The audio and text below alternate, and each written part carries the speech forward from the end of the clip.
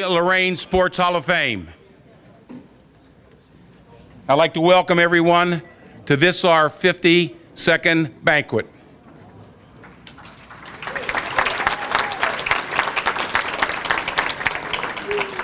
This promises to be an outstanding night as we honor some of the Lorain's finest athletes and coaches. With the 7 inductees tonight, the Lorain Sports Hall of Fame has brought the total number of outstanding athletes inducted into our Hall of Fame to 398. With the great Lorain Catholic football team of 1971, it brings our total number of teams inducted to 40. And with the honorary induction of Dwight Perry, that brings our grand total of honorees to 2. Dwight's going to be the only second person ever to be an honorary inductee. Tim will comment a little bit more about that tonight. First, a quick few announcements. The bar will be closed during all the presentations. It will be open again at dinner. Plan your drinking accordingly. We'll open again at the end of the banquet for some post-banquet socializing. Please, second, silence all cell phones.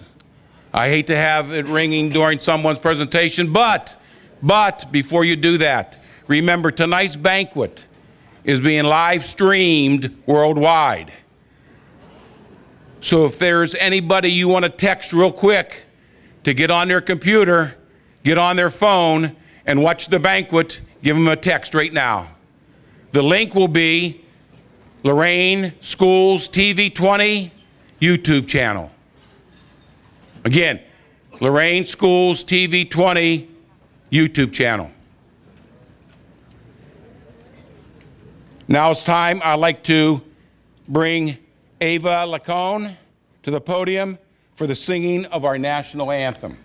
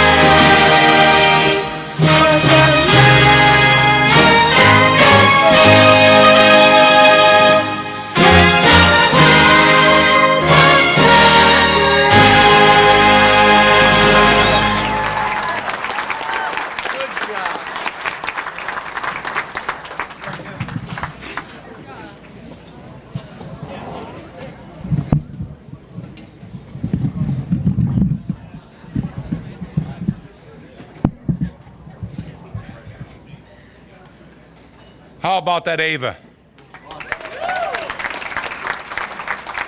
You know, we might have just heard of future American Idol. How about another round of applause?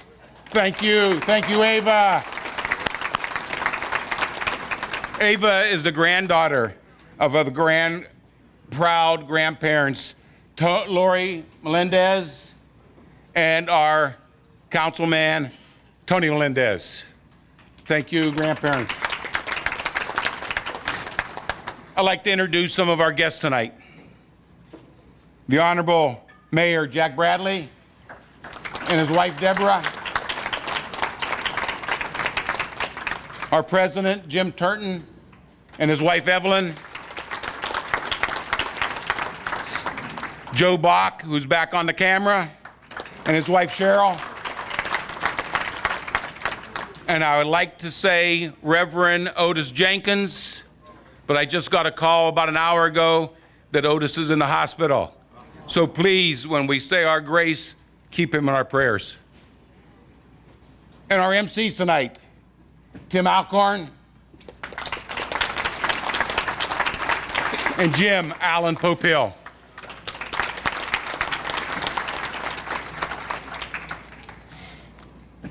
Last month, a few of our members were invited to the Elyria Sports Hall of Fame.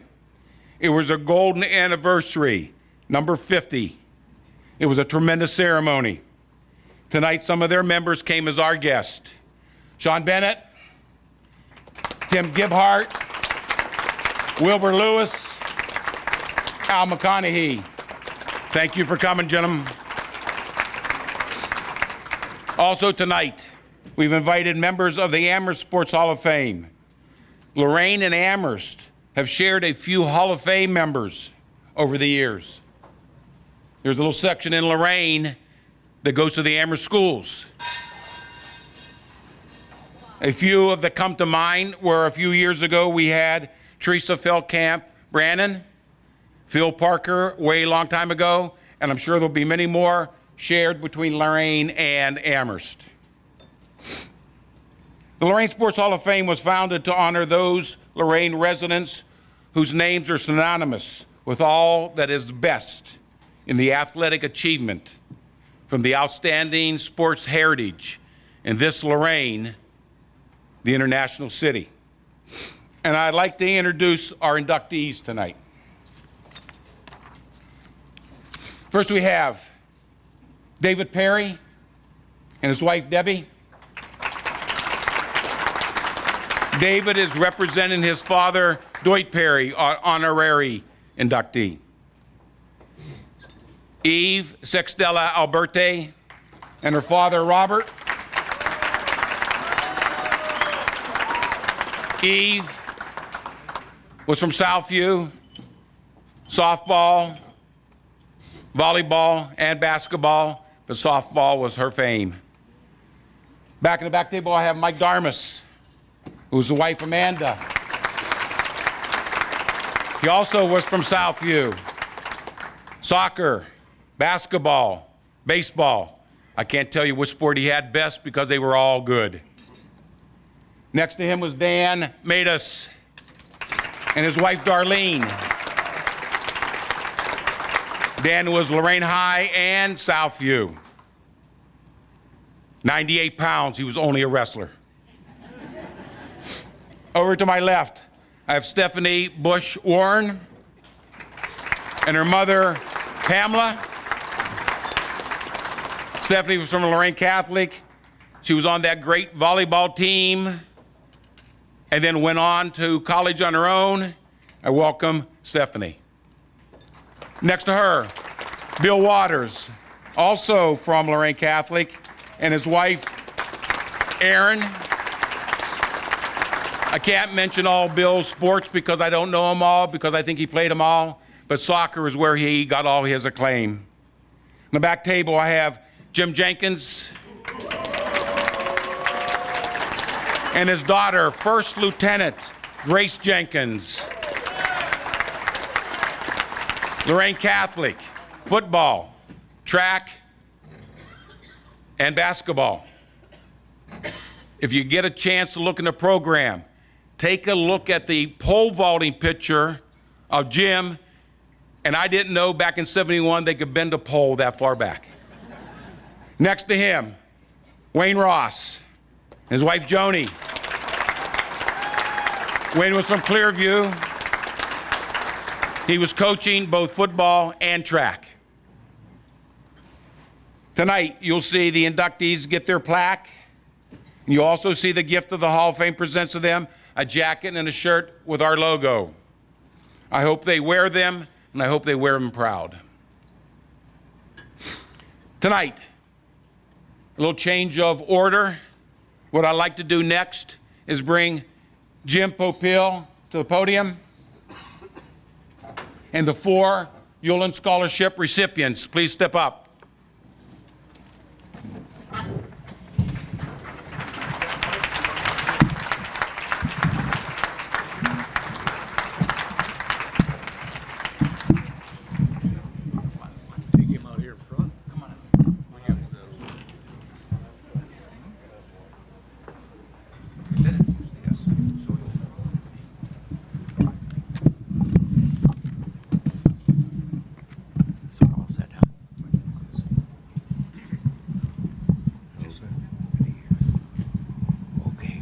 Set.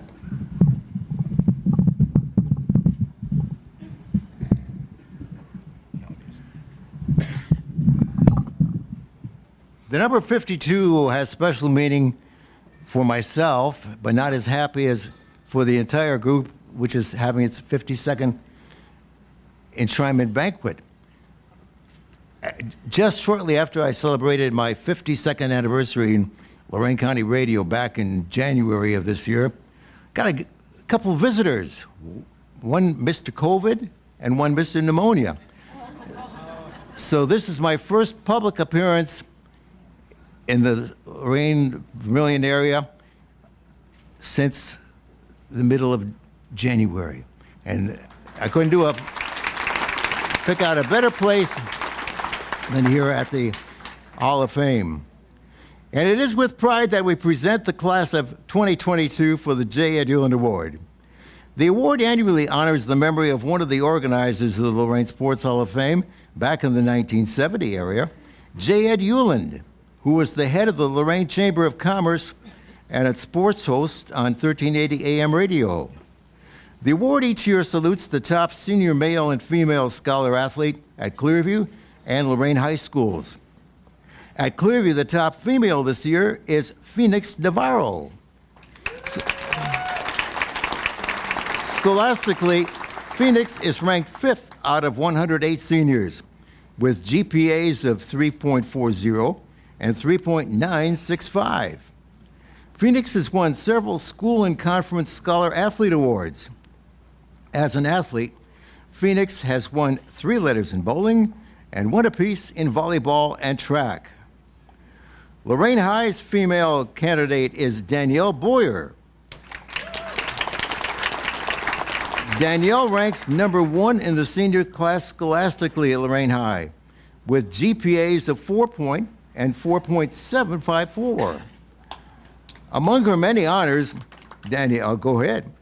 Danielle is a member of the Ohio State Young Scholar Program, Kent State Upward Bound.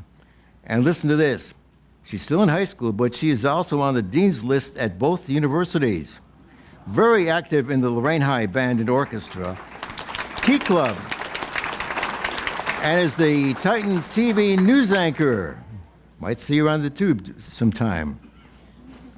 Sports-wise, Danielle has been named Chronicle Telegram Bowler of the Week, finished 2nd in the Lake Erie League tournament, and was chosen most improved on the Lorain High soccer and softball teams. Danielle Boyer. And let us find out who the winner is going to be, the J. Ed Ullin Scholarship Award winner for the female this year. If I have enough strength and ability to open this envelope. Let's see who it is. The female winner this year from Lorain High School, Danielle Boyer.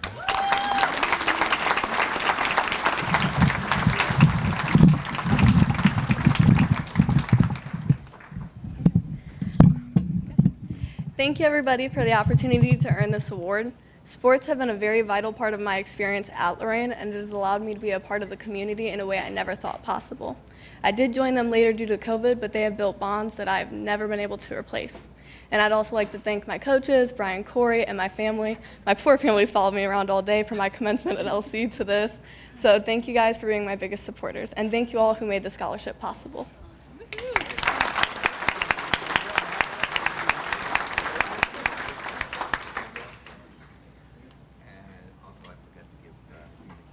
Would you like me to hand it to her? Daniel, give us Phoenix. Yes, ma'am. Let's take a look. Let's find out who the male winner is now. As for the men, the Clearview candidate is Jason Busher Jr. Jason ranked second in the senior class scholastically out of 108 with GPAs of 3.573 and 4.125. He is treasurer of the senior class in National Honor Society.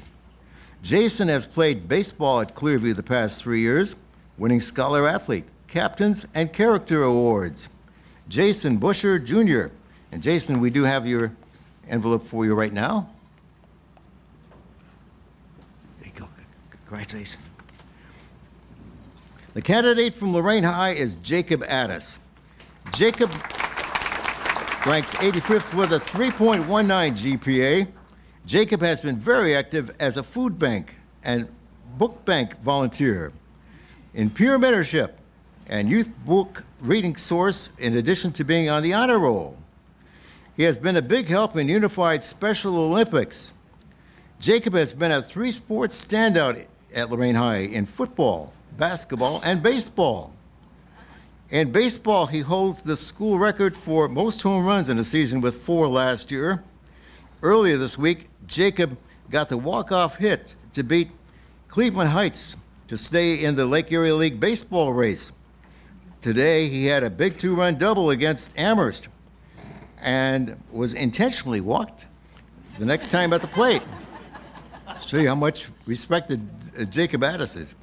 Okay, in football last fall, he was Lorain County Football Lineman of the Year and would have been one of the extremely few Lorain Public School players ever to start in varsity play all 4 years, if not for Lorain schools not fielding the football team as a junior due to our friend COVID-19. Jacob Addis.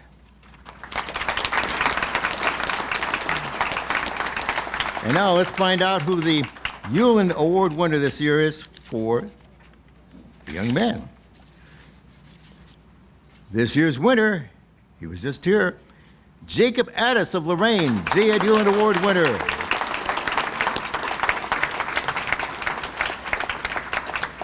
Congratulations.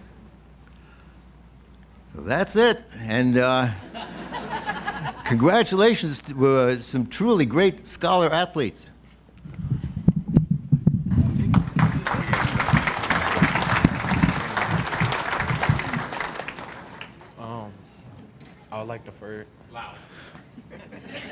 I'd like to first thank everybody that came out, the Lorain High Sports Hall of Fame, and Mr. Corey, also my parents, and Mr. Pope. Mr. Pope, he was there, and sorry for everything that happened to you, and sorry. Start over?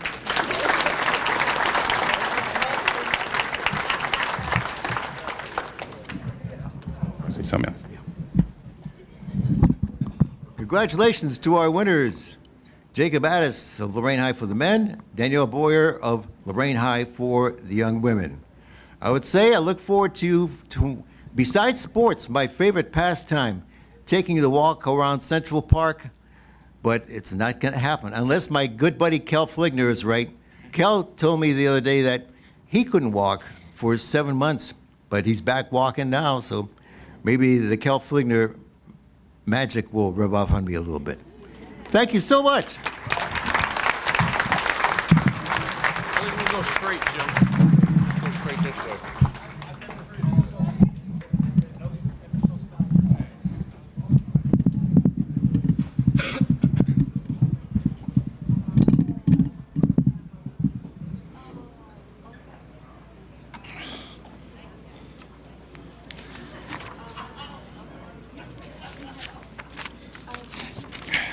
Thank you, Jim. This is the time when I was to call Reverend Jenkins to the stand to say grace. Obviously, an hour ago, I found out he's not going to be here. They told me to put my minister's hat on. But back in my Catholic school, high school days, the only grace we knew was good bread, good meat, good God, let's eat. And that's not appropriate tonight. So what I'm going to do is I'm going to call Cliff German, who's done this before, and let him direct everyone for grace and dinner.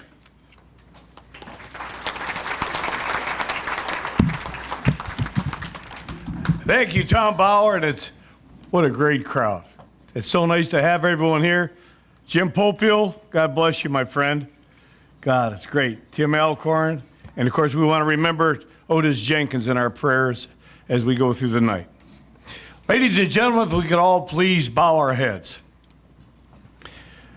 Our most gracious Heavenly Father, we give you thanks for this food in a world where so many walk in hunger.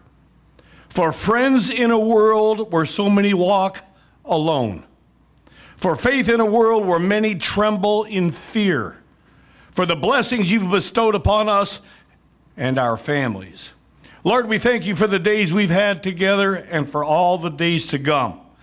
For the joys and sorrows that bind us ever closer. For the trials we have had and that we will overcome. And Lord, thank you for teaching all of us that we can do no great things nor small things without great love and great kindness. Lord, we ask you to please bless the food which we are about to partake. In Jesus' name we pray.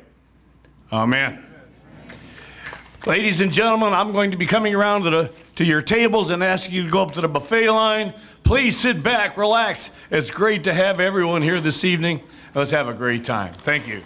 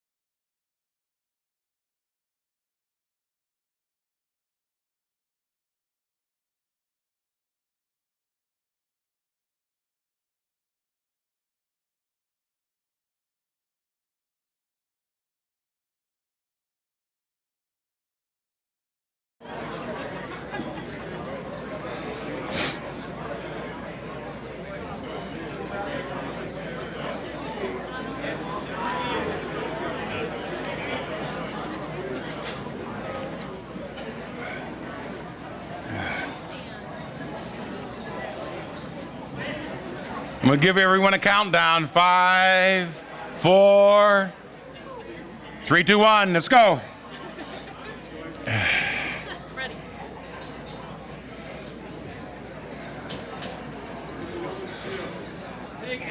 All right, first order of the day. I'd like to give Cliff and his staff a big round of applause.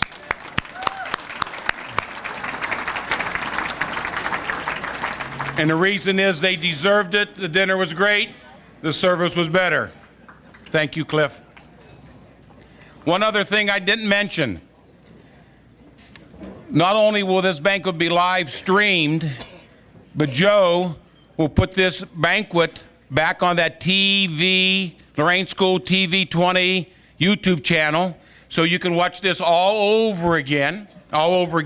Plus, any of you old timers, Joe has the banquets going all the way back to 2006 online, that same website, and I go back a few years and kind of get some ideas, so he has, what are we saying, almost 18, 16 years of banquets online. So if you like to see an old one, go back, take a look.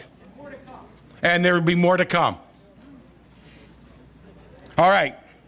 First, I'd like to bring Mayor Jack Bradley up to the podium to say a few words about the city.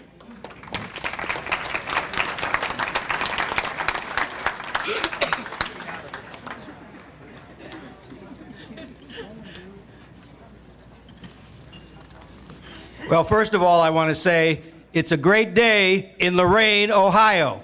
I know we're not in Lorain, Ohio, but I know Cliff German and his family have always been Lorain proud, so it is a good day in Lorain, Ohio.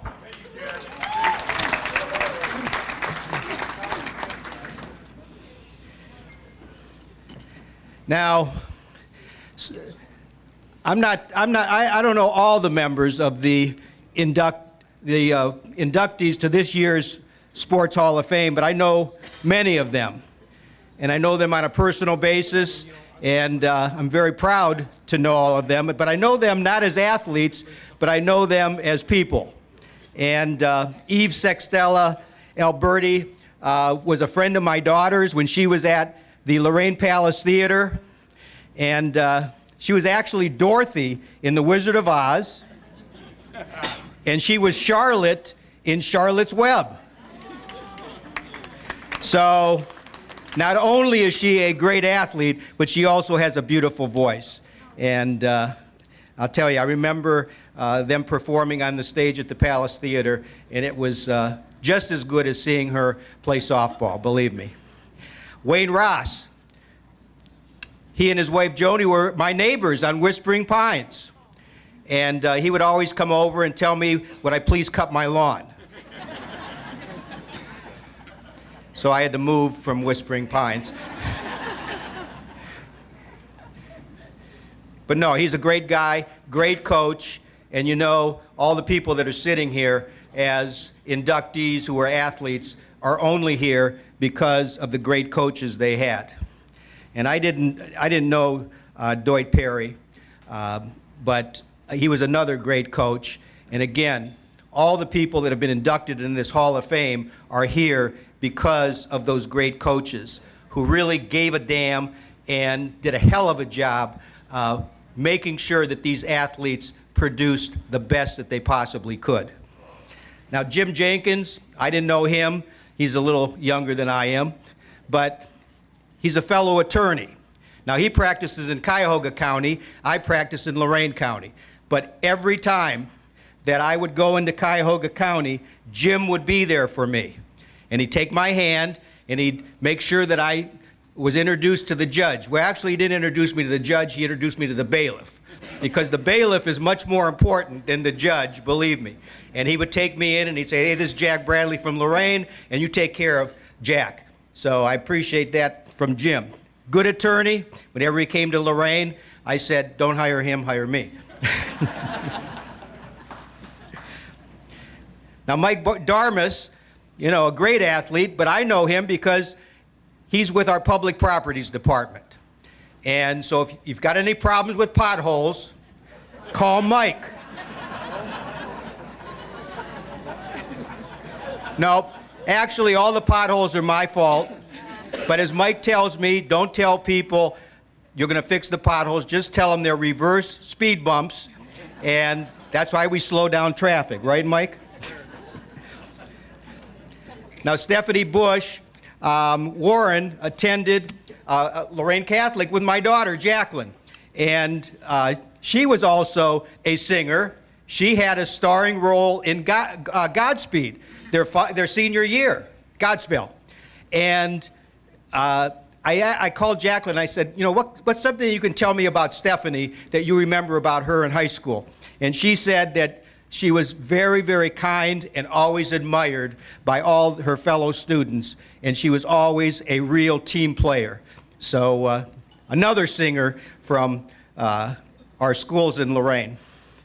Now, I don't know Bill Waters, but I know his dad, Keith, and I know his uncle, Larry, because we grew up on the east side of Lorain. We grew up at G Street Park.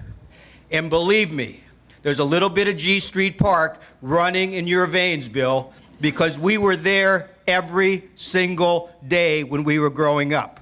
And in those days, the parks were important to us, and it meant something, and we were all friends, and we played together, and we fought together, and we worked together, and that's what was in your veins. So not only do you have great athletes in your vein, but you also have G Street Park in your veins.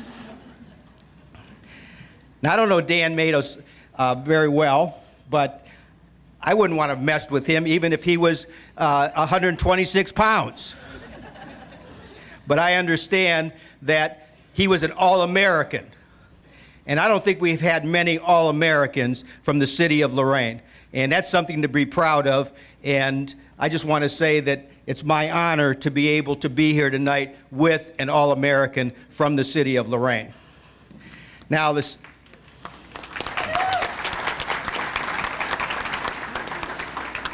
And we have the 71 Lorain Catholic football team, which again, I understand was one of the greatest teams that ever came out of the city of Lorain.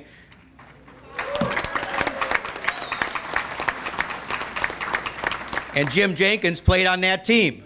So not only is he being inducted as an athlete, but he's also being inducted as being part of that great Lorain Catholic football team. So, you know, a few years ago, one of my really good friends, Dan Breen, was inducted in the Lorain Sports Hall of Fame. When we got up to talk, he said that, you know, when you're from Lorain, no matter where you went, you knew that you were the best. And those are the kind of athletes that we produce in the city of Lorain. They walk with a swagger, they know they're the best, and they prove it out there on the field. So I just want to congratulate all of our athletes and all of our teams that are here today, because they are all Lorain proud, and you are all Lorain proud. Thank you very much.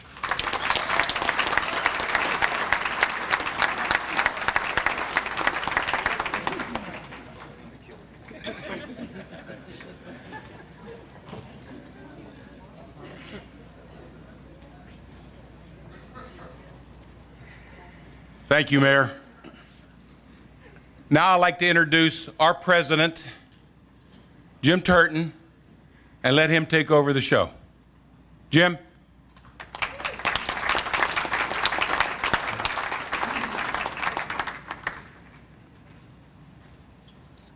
Good evening. Mayor, there's something I knew why I kind of liked you. I'm an East Sider too. I grew up on New York Avenue. Where's New York Avenue? That is now is Euclid Avenue. That tells you how old I am. Again, I'd like to thank all of you for supporting this Lorain tradition dating back to 1969. That's 53 years of honoring the city's great athletes. But before I do that, I'd like to take a time to honor one of the most important people in our lives. Last Sunday was Mother's Day. Happy Mother's Day, y'all. I'm going to make this quick. There's a lot of interesting people and one great team that needs to be heard. But before we move on, I want to take a moment in silence to honor 7 inductees who passed in 2022. Michael Robert Coughlin, class of 2002.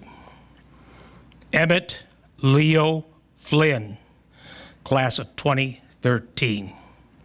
Mitch Gillum, class of 1984. And if you would please take time and look at page 10 in your program and read a wonderful story about Mitch. Jim Bubbles Harris, class of 1986. Robert Talatnik, class of 2008. Eugene Pudge Murdoch, class of 1996. And finally, Mike Turbevich, class of 1987, and also a committee member. Rest in peace, my teammates. Now, I would like to take a moment to recognize past Lorain Sports Hall of Fame enshrinees. So would all you enshrinees please stand up and be recognized.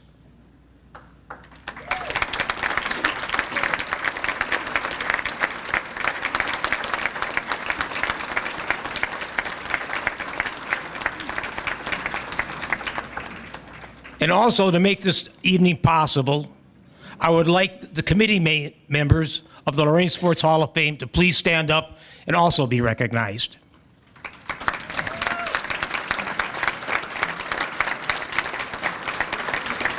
Thank you. And last but not least, any veterans, past and present, in the audience, could you please stand up?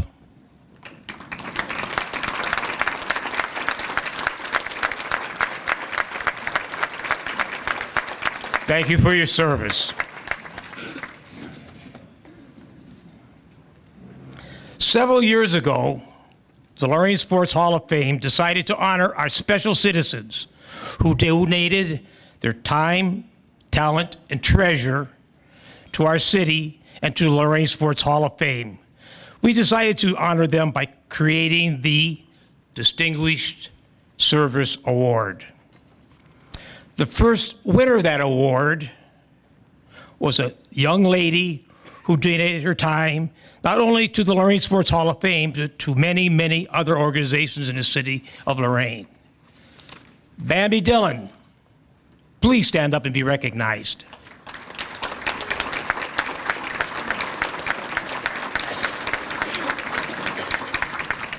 Our second recipient received his award while still a student at Lorain High School. Imagine that, a high school student being honored. Jaden Morales, stand up, my friend.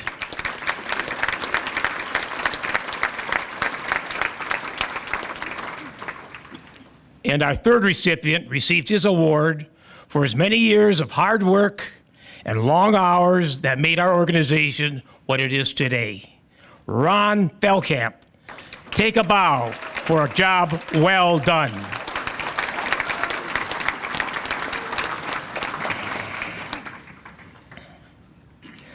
Tonight, I am proud to announce the winner of our fourth award, Joe Bach.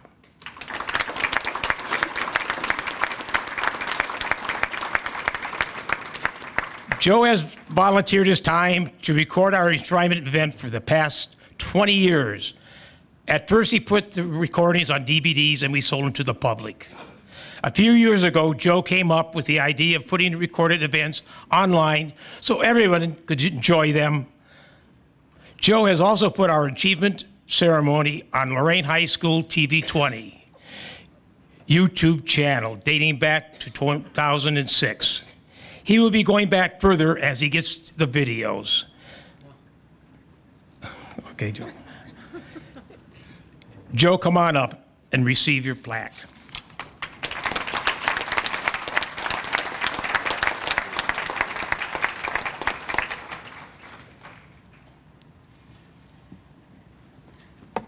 I think we have a little short. Go ahead. Okay. Whoops. There we go. We, the Lorain Sports Hall of Fame, want to express our personal appreciation for your achievement of this award. Your dedication and hard work was brought this association into the 21st century. Filming videos and live streaming is the future of the success of our banquets. Thank you for your contribution to your success. We are sincerely grateful for your hard work and efforts year after year. You must never leave because you can never be replaced, Joe.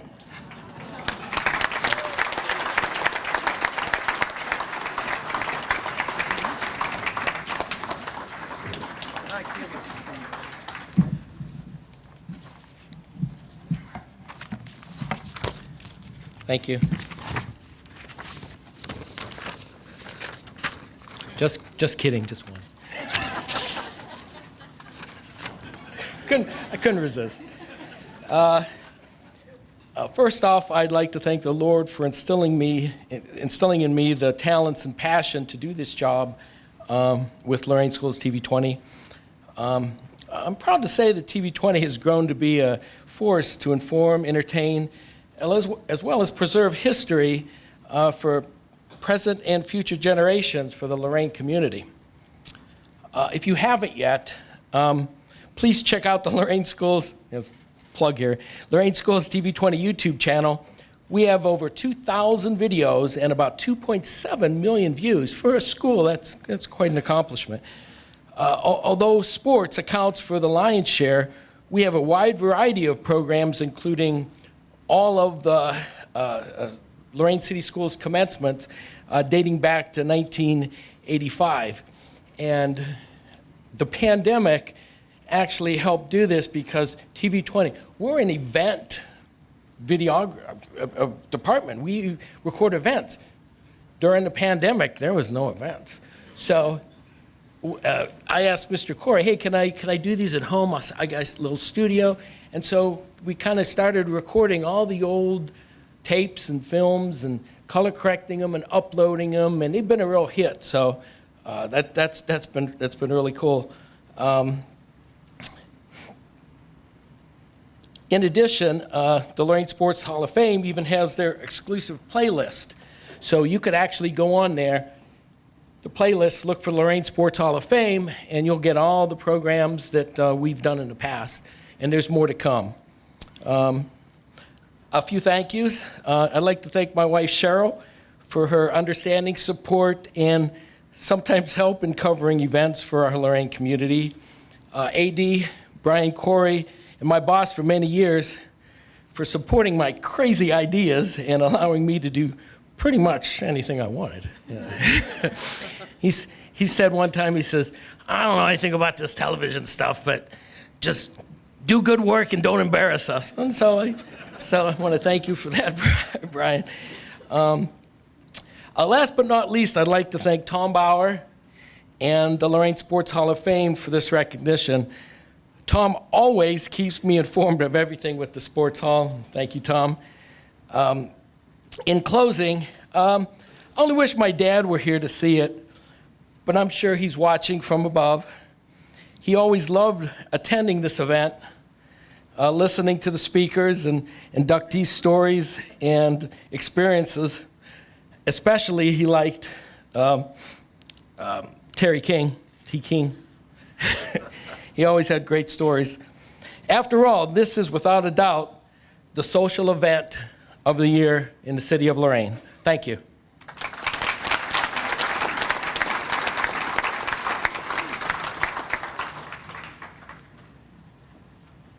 Thank you, Joe. Award well deserved. Now, the best is about to begin.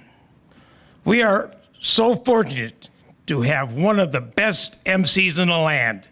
Introducing tonight's inductees. The radio voice of our Cleveland Cavaliers, Tim Alcorn.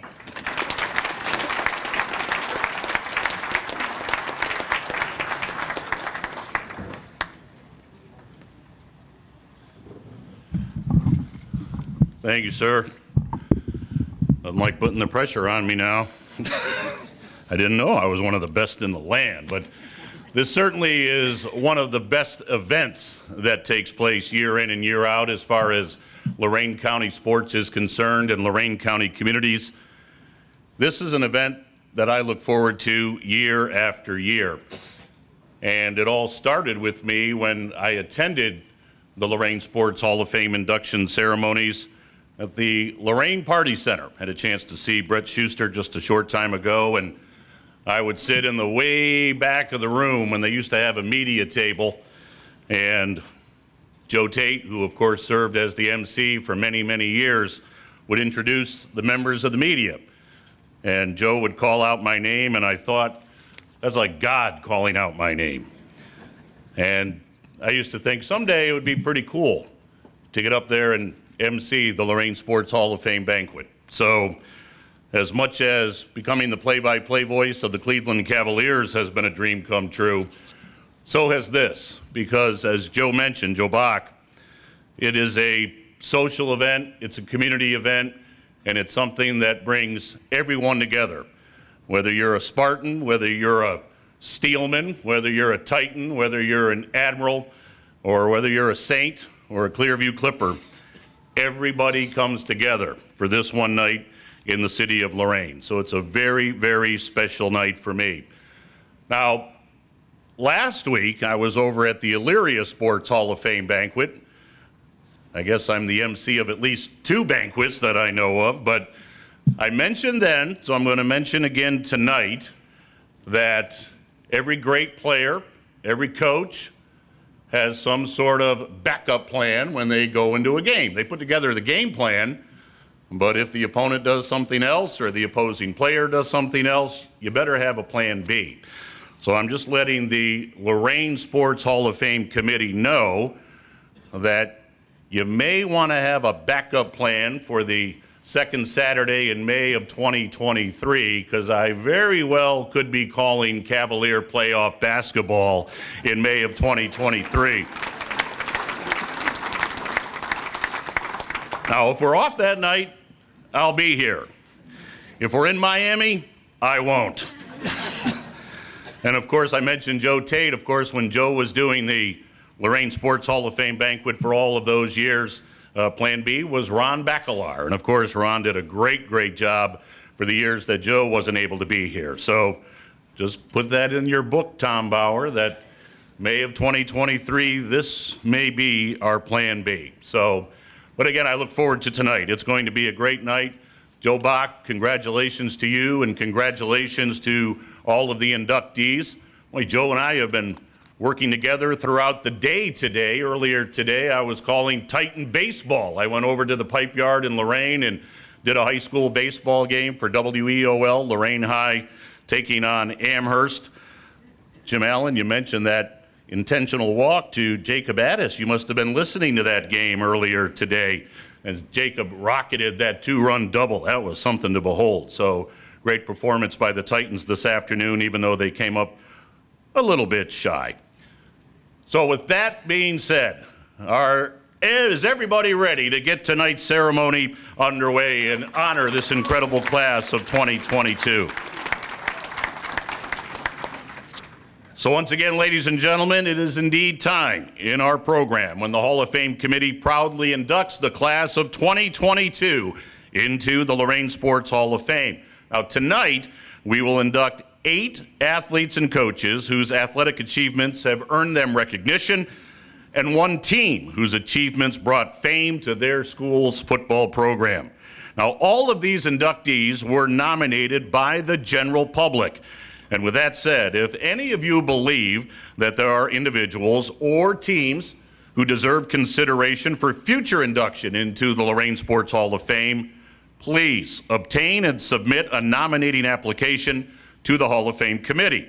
Applications are available at the Hall of Fame Museum, which is located at Lorain High School. If you haven't seen it, it's unbelievable. Just great artifacts and history there. Or you can also go on the Hall of Fame website. Now, I do suggest that you read the complete achievements of each inductee, which can be found in their respective biographies in your program, because my introduction remarks are condensed and relatively brief. Before each inductee gives their acceptance speech, please turn your attention to the video screens where some very special people in the lives of these inductees will give a personal congratulation. And then after the videos are presented to all of you, the inductee will approach the podium and they will receive a lapel pin from a loved one, and this will be their official entry into the Lorain Sports Hall of Fame. Of course, it's standard that the inductees of a typical class of the Lorain Sports Hall of Fame achieved great honors right here in the city of Lorain. But this class has shown the highest admirations later in their athletic careers by being inducted into the Hall of Fames at their universities or perhaps even on the national level. Some have even competed and won on the world stage. So with that being said, let's get things underway tonight. Our first inductee is very exceptional because he made a tremendous impact on one of our local schools. So we introduce in the honorary special category, Doit Perry. Now, absolutely, round of applause.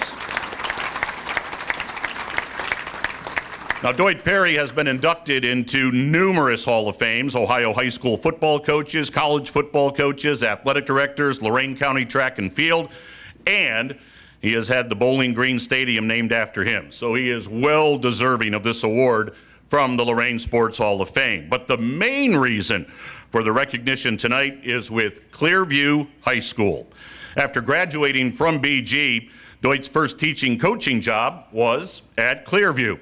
He taught, was a guidance counselor, and even was the principal for 2 years at Clearview. But our main spotlight tonight was his outstanding coaching. When he first started in 1933, he was assigned to coach both the basketball and track teams.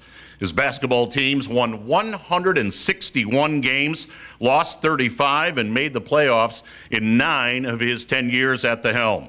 In his years as track coach, his team earned 7 county championships. Now, when Doit arrived at Clearview, he noted there wasn't a football team. So in 1937, he assembled Clearview's first football team. In the next 6 years, Clearview won 32 games, lost 9, tied 4, and they would win 4 league championships. He coached at Ohio State University when they won the national championship, and as the head coach at Bowling Green, he was the winningest coach in the nation. But when asked what he thought was the most rewarding and best job of coaching he had ever done, he would say, quote, "The year I started football at Clearview with players who had never seen a game, that was my most challenging but most satisfying experience in my time as a coach." So, ladies and gentlemen, we welcome Doit Perry into the Lorain Sports Hall of Fame in the honorary special category. And now, ladies and gentlemen, we will present the video for Doit.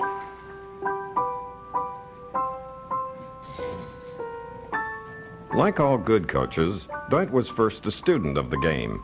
He began his career at Bowling Green in 1929 as a 3-sport athlete, playing forward in basketball, shortstop in baseball, and quarterback in football. In those days, the school competed against other small colleges in Ohio, like Ashland, Bluffton, and Defiance. It was the time of the single wing, the drop kick, and bands that marched, one letter at a time. With Doit calling the plays, the football team went undefeated for 18 straight games. The streak included 6 ties, 5 of which were scoreless. But one thing was clear: Doit was a tough man to beat. After graduating with a degree in secondary education, Doit went to work at Lorain Clearview High School west of Cleveland. Lorain was a blue-collar town, full of steel mills and tough kids. Clearview didn't have a football team, so Doit's first coaching duties were to oversee basketball and track. His career as a football coach began, oddly enough, with a rejection letter. Doit received the letter after interviewing with another school system in 1935. It read, "The board liked you to a man. Your credentials are top-notchers. Undoubtedly, it was your deficiency in football coaching which prevented you from rating even higher here. Better luck next time, old boy. You'll get someplace. There's no doubt about that." Undeterred, Doit found another way into football. He started his own team at Clearview from scratch. Some of his players had never seen a football game, but what they lacked in experience, Doit made up for in perseverance. His team won the very first game it played and went on to capture 4 league titles in 6 years. But Doit was a winner at every sport he tried. His track squad earned 7 county titles, while his basketball team made the playoffs almost every year. Along the way, Doit was also a popular teacher and student advisor, and if that weren't enough, served as the school's principal for 2 years as well. These experiences helped Doit appreciate how everyday life affected his student athletes, and he came to realize that the best coaching was often required away from the playing field. In 1943, Doit moved to Upper Arlington, an affluent suburb of Columbus. The town was different, but the results were the same. His team went undefeated 3 times and collected 4 league titles. Only a 3-year stint in the Navy kept him from winning more. Doit's success had made him well known in the Columbus area. In 1951, this notoriety brought him to the attention of Woody Hayes. Newly arrived at Ohio State, Woody was busy assembling his first staff. Bo Schimbeckler, then a graduate assistant at Ohio State, remembers that Doit quickly became a valued member. That was a new staff that Woody put together. There were some veteran guys and there were some new people coming in. It wasn't 6 months before you could tell the #1 assistant that Woody counted on was Doit Perry. At Ohio State, Doit saw firsthand what hard work could achieve. The Buckeyes went undefeated in 1954, giving Woody his first national championship. All that season, his team simply ran over and through the opposition. Their attack featured halfback Howard Hopalong Cassidy, a 2-time All-American and future Heisman Trophy winner. Cassidy was a tough, determined back and a threat to score from either side of the ball. As backfield coach, Doit was credited by Woody as one of the masterminds behind Ohio State's powerful offense. After the season, Doit was asked to consider returning to his alma mater. His choices seemed clear-cut. The Buckeyes were the best team in the nation's top football conference. The Falcons were the last-place team in what was then a second-division conference. In Columbus, Saturdays were spent before 75,000 loyal fans. In Bowling Green, the stadium only had 6,500 seats, many of which went empty on game days. But there was one difference which made all the difference. In Bowling Green, the team could be Doit Perry's team, the ideal situation. In March of '55, Doit accepted President McDonald's offer. Back in Columbus, Woody lamented publicly that he had lost the finest friend and best coach he had ever worked with. In Bowling Green, things began to change. For 10 years, he was the winningest coach in college football. You know, winning's not a sometime thing, winning's an all-time thing, and Doit was a winner all the time. His goal was perfection every time he took the field. Doit's idea was that if you didn't win, the problem was not that you weren't good enough, the problem was that he didn't work hard enough, that he didn't prepare you well enough, or you didn't work hard enough. He would take a poor group, he would make them average. He would take an average group and make them good, and he'd take a good group and make them great. His vision was to build a program that would last. He was not there for overnight success and see you later.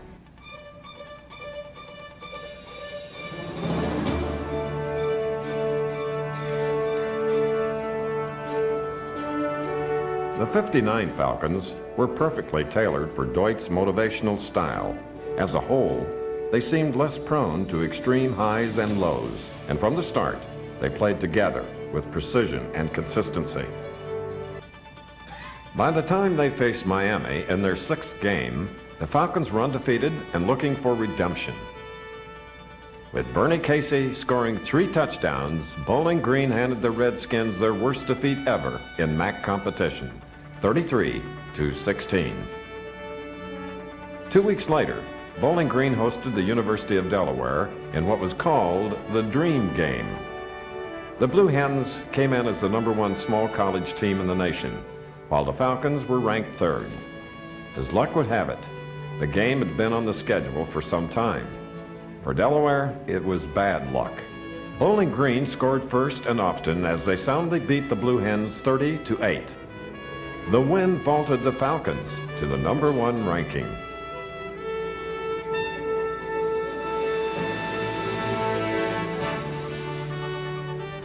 In the season finale, Bowling Green overcame a 9-point halftime deficit to beat a stubborn Ohio University team.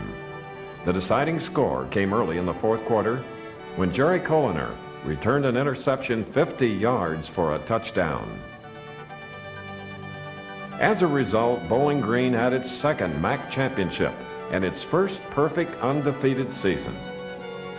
For his part, Doit was honored again as Ohio College Football Coach of the Year, but the crowning achievement came when the Falcons were awarded the 1959 Small College Championship.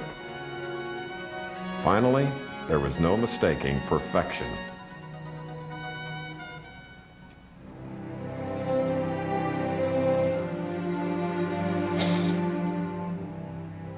I used to think to myself when Doit was still alive, you know, what's going to happen when Doit's gone?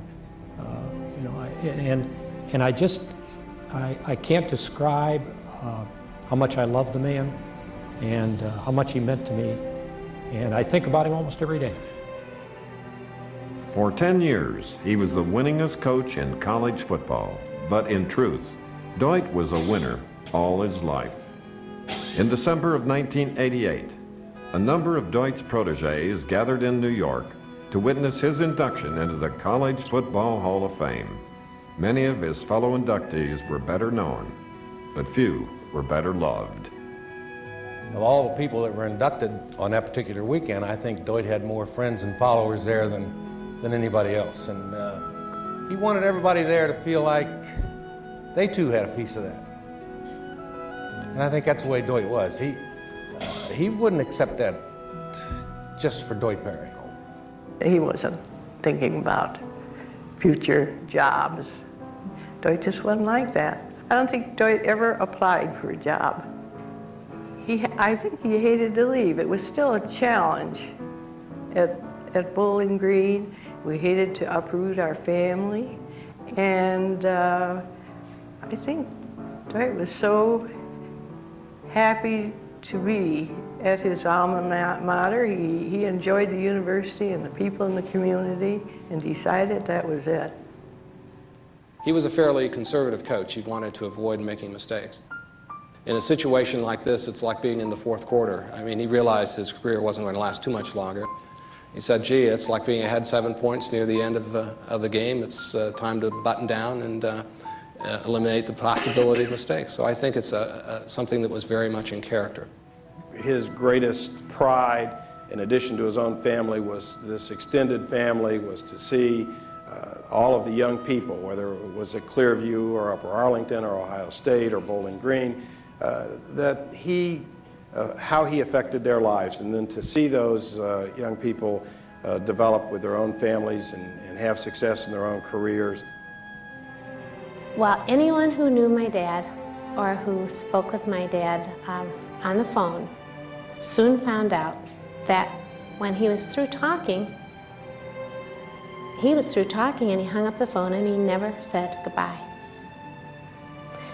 And I think that as we all talk about my dad and share about my dad, I realize that his spirit never says goodbye either.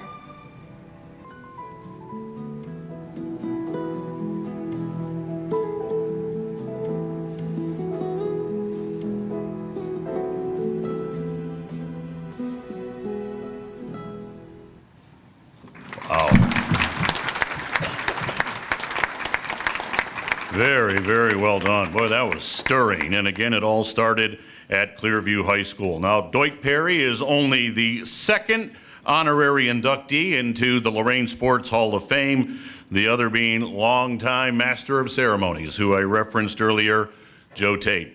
Accepting on behalf of Doit is his son, David Perry. David?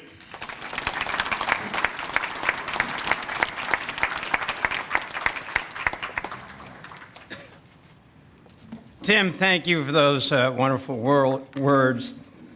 Got to use my spectacles. It's been a long time since I've been back to Lorain, and our parents used to tell us some great stories because they met here, and I'll talk about that in just a minute, in Lorain County. But apparently this area, Vermilion, and I kind of remembered as a kid, but there was the old electric railroad, and I think Mom and Dad used to go out here to, Ruggles Beach, and I don't even know if those are even here anymore, in Watatonga Park. And so back in the 30s, when my dad coached here, that was quite the area. Obviously, I want to thank the Hall of Fame board here in Lorain, Tom, and everybody for bestowing this great honor upon my father. But, I'm sure Coach Ross will agree. An award of this nature really is not about one man. In my dad's case, he coached for over 32 years. He really had personal relationships with thousands of student athletes and assistant coaches. And so when this august organization gives an award like this, that's what it's all about. So I accept this award, not just on behalf of my father, but of all the people, all the players, all the coaches that made this all possible. I also, while I'm up here, I'd like to really congratulate the other inductees, because I have gone through that program, and I'm honored to be with such distinguished individuals. This is quite, not only in the history of this Hall of Fame, but the inductees tonight. Quite a remarkable group of people. I would certainly be remiss if I didn't acknowledge a few people. First, I would like to thank Bill and Janet Brimke. I know without their hard work and dedication over the years, this award really would not have been possible. And Bill and Janet, I hope you understand how much our family loves and appreciates you. Thank you very much. I am very, very happy that my youngest niece, Maria Perry, has joined me from Columbus, Ohio. Maria, please stand up. Please raise your hand. Maria's father, my youngest brother, passed away in 2020. And it is my brother DL who worked long and hard with Bill Brimke on this award. And were it not for his untimely passing, it would be my brother rather than myself that would be up here tonight. And Maria, I can't tell you how much, honey, it means to me that you've come up here to support me and the family, and we love you very, very much. Thanks, honey. With Maria is my cousin Rick Jackson and his wife Karen. They've flown in from Kansas City, but Karen and Rick are both former residents of Lorain County. So I'm sure that both of you are very, very happy to be home. And certainly last but not least, there's no good or wonderful thing that happens in my family without the love and support of my beautiful wife, Debbie. Debbie, I love you. Thanks so much for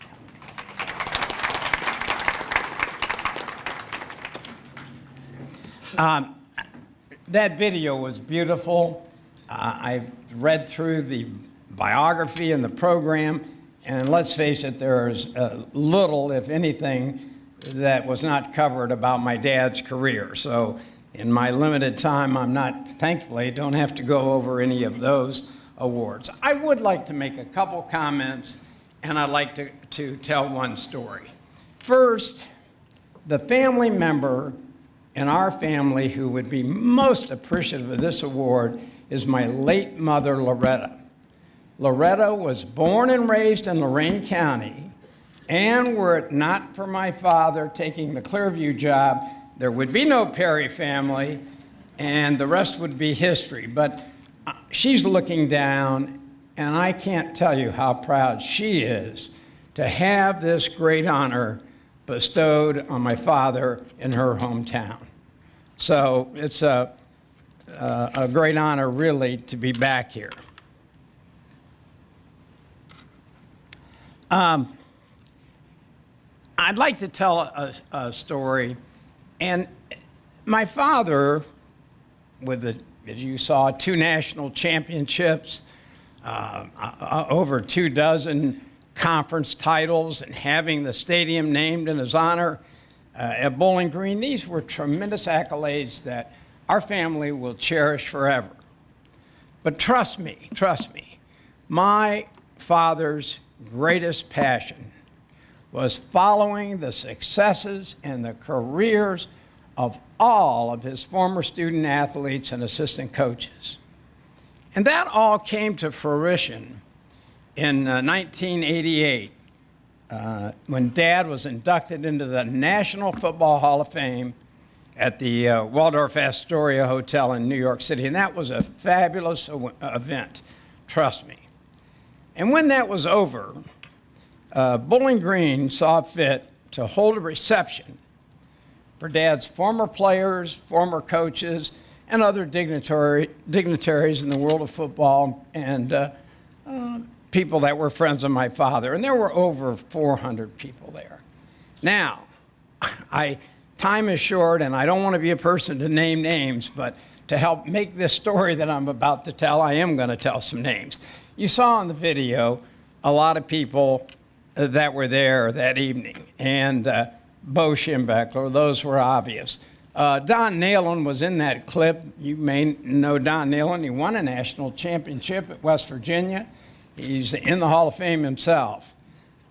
Jack Harbaugh played for my dad, played on that '59 national championship team. He won a national championship, as I think I said, at Western Kentucky. And if you don't know Jack, you may know his 2 sons, Jim at Michigan and John at Baltimore Ravens, where he won a Super Bowl.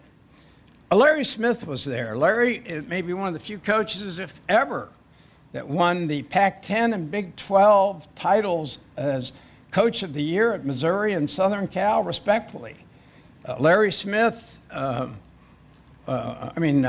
Jim Young was a great coach at Army, later at Arizona. Mo Ankney at Minnesota. Dave McClain, there's a head coach, maybe the only head coach to ever have beaten Ohio State and Michigan in the same year. And I could go on. There was Jerry Byrne at Rice, and et cetera. But I've named, you're going to leave out some, I've named some. But my dad was also very, very proud of so many of his players that became All-Americans and went on to have great pro careers. And I believe a couple of them were mentioned in the film as well. But Mike Weger, he was a great All-American at Bowling Green, had an All-Pro career with the Lions. Bernie Casey, you may remember that name, great wide receiver, All-Pro with the 49ers. Big Bob Reynolds with the St. Louis Cardinals. And I'd be remiss, one of the greatest Ohio football players ever, the great Stu Williams from right over here in Sandusky, he was there. And Upper Arlington and Ohio State were not left out either. Hop Cassidy, my father's Heisman Trophy winner at Ohio State, was at the banquet, along with Jack Nicklaus, who played for my dad at Upper Arlington. So suffice it to say, the point here is this. This was by far and away the greatest evening professionally of my father's life.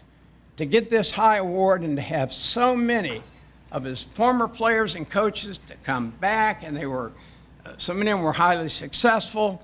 And after the whole event was over, a small group of us were gathered in my dad's suite at the Waldorf Astoria. And I said to my father, I said, Dad, was there anybody that you were most proud to see? Is there anybody who just, it made you the happiest that they took the time and the effort to come to New York City for this black tie affair to honor you. And my dad did not miss a beat. He said 2 people. One was a fellow named John Corrigan. The other guy was a man named John Abansi. And it caught me a little off guard. I said, Dad, those names sound familiar to me. But I said, who are they? And my dad said, let me tell you something. Those 2 guys played on my very first football team in 1937 at Lorain, Clearview. And I think the point of this story, and you can see, with all the notoriety of people that were there, the 2 individuals that my dad was happiest to see that meant the most to him were 2 guys from Lorain, Clearview. And it shows the love and the respect and the admiration that my father always maintained for Clearview High School. With that, Tom, I want to again thank the board. I want to thank all of you for coming. God bless you, and this is a tremendous honor and a tremendous award. Thank you.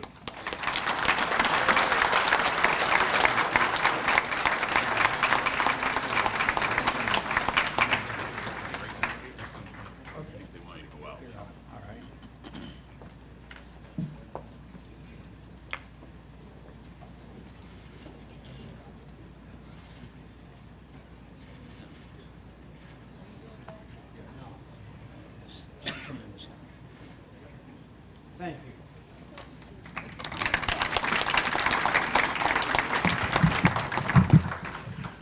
Thank you, Dave. Well, that's quite an amazing story. I was not aware of that. What an amazing story. So we now move on to the regular category, and leading off tonight's just outstanding group is Eve Sextella Alberti from Southview 1997. Now, Eve Marie Sextella was a 3-sport athlete at Southview High School. In volleyball, she was talented enough to merit all county awards, but it was in softball where she excelled, lettering all 4 years.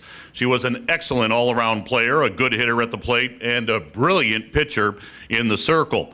Now, as a player, Eve was one of the main reasons for Southview's success. Her leadership and personality were great contributing factors to go along with her athleticism and her skills. She was the everyday pitcher, the only one who went to the circle during her senior year. She was probably the best softball player Southview ever had. Her senior year, Eve led Southview to a 20-3 record, all 3 losses coming to the great Elyria Lady Pioneer team that senior year. They were good. After high school, though, she moved on to the NCAA Fairmont State University in West Virginia. And at Fairmont, Eve still holds the prestigious honor of being the first ever and only softball player in Fairmont's history to be inducted into their Hall of Fame. The former standout pitcher was a 4-time first-team All-West Virginia performer. After moving back to Lorain, Eve took the softball coaching position at Clearview. To show her coaching versatility, she also coached volleyball. Eve has spent the past 20 years as an elementary school teacher in the Clearview local school system. And while she is now a Clearview Clipper, she will forever be a proud Southview Saint. So, ladies and gentlemen, we welcome Eve Sextella Alberti into the Lorain Sports Hall of Fame as we now present her video. I'm Jan Cito, the softball coach at Southview for many years, and I had the pleasure of coaching Eve for all 4 years at Southview. She was the hardest working athlete I coached at Southview. Eve is the reason coaches like to coach. Always on time, stayed after practice for pitching practice, never ever talked back, and never rolled her eyes. Eve's senior year we were 17-3. Mostly because of her. Her dedication to softball showed at Southview and Fairmont State. I was blessed to have coached her all 4 years, and I thank her very much for all her help. Hello, my name is Robert Sextella. Eve's father, also her first softball coach. Congratulations, Eve, on being inducted into the Lorain Sports Hall of Fame. You made your mother and myself so very proud. You being from South Lorain, you had to work harder, pitching 300 pitches a day, breaking windows and electric meters, having your mother coach boys baseball team because your brothers played baseball. And when you got on base, you always teased the boys to show them that you could play baseball. Again, congratulations. You'll always be our little girl. Thank you.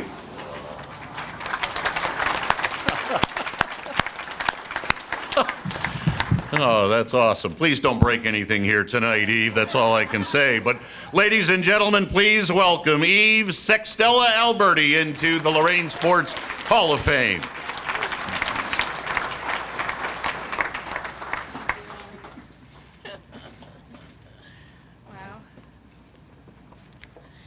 Well, that was just beautiful.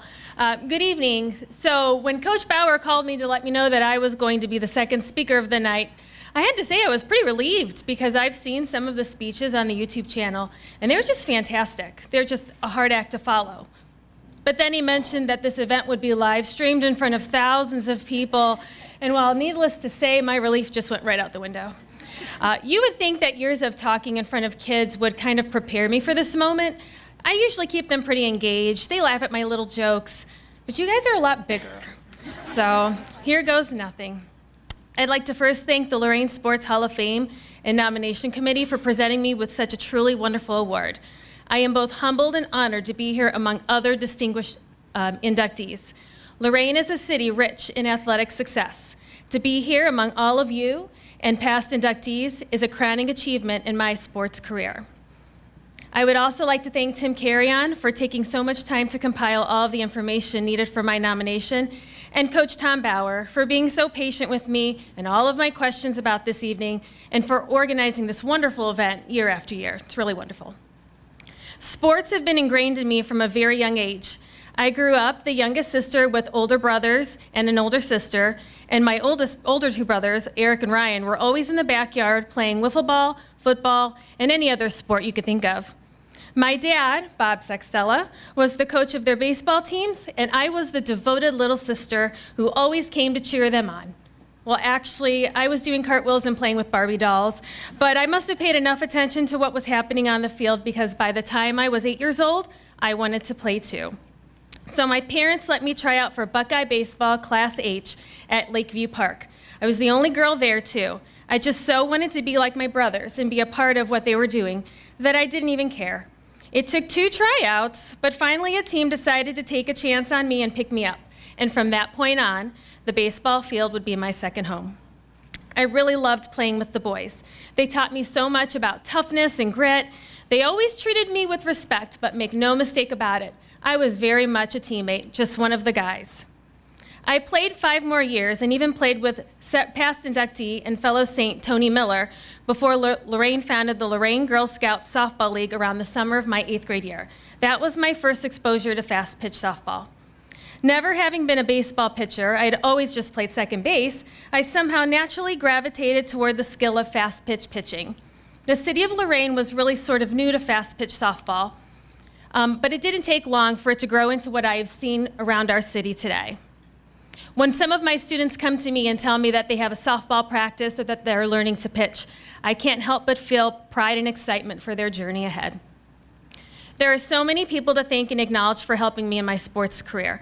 My 2 softball coaches, Jan Cito and Diane Place, were great mentors to me and really did all they could to help me achieve success. I think about this moment often, Jan. Do you remember that North Ridgeville game that I pitched in my freshman year? The one where I either hit or walked every batter. I didn't make it out of the first inning, and by the time you finally had to pull me, I think the score was 20-1. Yeah, well, there is a full circle moment there. By the time I was a senior, we did beat North Ridgeville 3 times, including in sectionals, but wow, what a way to start a career. Jan, you always brought your unique perspective to the game. You were always very real with me, and you didn't sugarcoat anything. But you always found ways to bring humor at just the right moments, saying things like, "Wonders never cease," when I would finally throw a strike, or that's a good place for it, when I would accidentally throw one almost over the backstop during warm-ups. You inspired me, motivated me, and gave me your all, and I thank you for your devotion to the sport. My volleyball coaches, Tracy Hall and the late Bev Sayers, were also great role models and coaches. Ray Pagan, the greatest high school principal ever, thank you for supporting girls athletics at Southview. I had 3 softball coaches at Fairmont State University, Lori Lipscomb, Joni Bukanovich, and Brad Campbell, and they taught me to be physically tough and mentally tough, which helped me in my game on and off the softball diamond. And finally, my family. Thank you to all of you. Thank you for supporting me tonight. My brothers, my sister-in-law, my aunts and uncles, friends, my husband Mark, who had to endure many a drop ball gone bad to his shins when he was my supportive boyfriend during college. Sorry, honey. But most of all, my parents. My mom never missed one of my high school sporting events, not one. She was at every softball game, every basketball game, and every volleyball match. She always believed and supported my efforts in sports. And my dad, who would find me anyone that he could to teach me different pitches. Players he umped at Oakwood Park during the men's fast pitch days, former teammates. He would send me to any and every pitching camp he could find. My dad would work a 12-hour shift at the steel mill and still come home ready to catch for me. And even when you had to replace those electrical meters and fences and windows because of my pitching, you never got angry. My parents drove miles to watch me play, often making an 8-hour drive to catch a doubleheader during college. Dedication, it's not even the best word I can use to describe the amount of love my parents have given me. I am here tonight because of your love and support, and I am very proud to share this moment with you. You know, playing sports in high school and college were some of the best days of my life. I am a proud Lorain resident, South Lorain resident, born and raised in South Lorain, and don't you say a bad word about South Lorain or my mom might curse you for life. She's the proudest South Lorain resident I know. But I loved my childhood in Lorain. I loved being a student at Lorain City Schools, and even though I drive by the empty Southview High School lot every day on my way to Vincent Elementary and the Clearview Schools, I can say with certainty, once a saint, always a saint. Thank you again for this wonderful honor. Congratulations to my fellow inductees, and have a great evening. That's right, I forgot about that.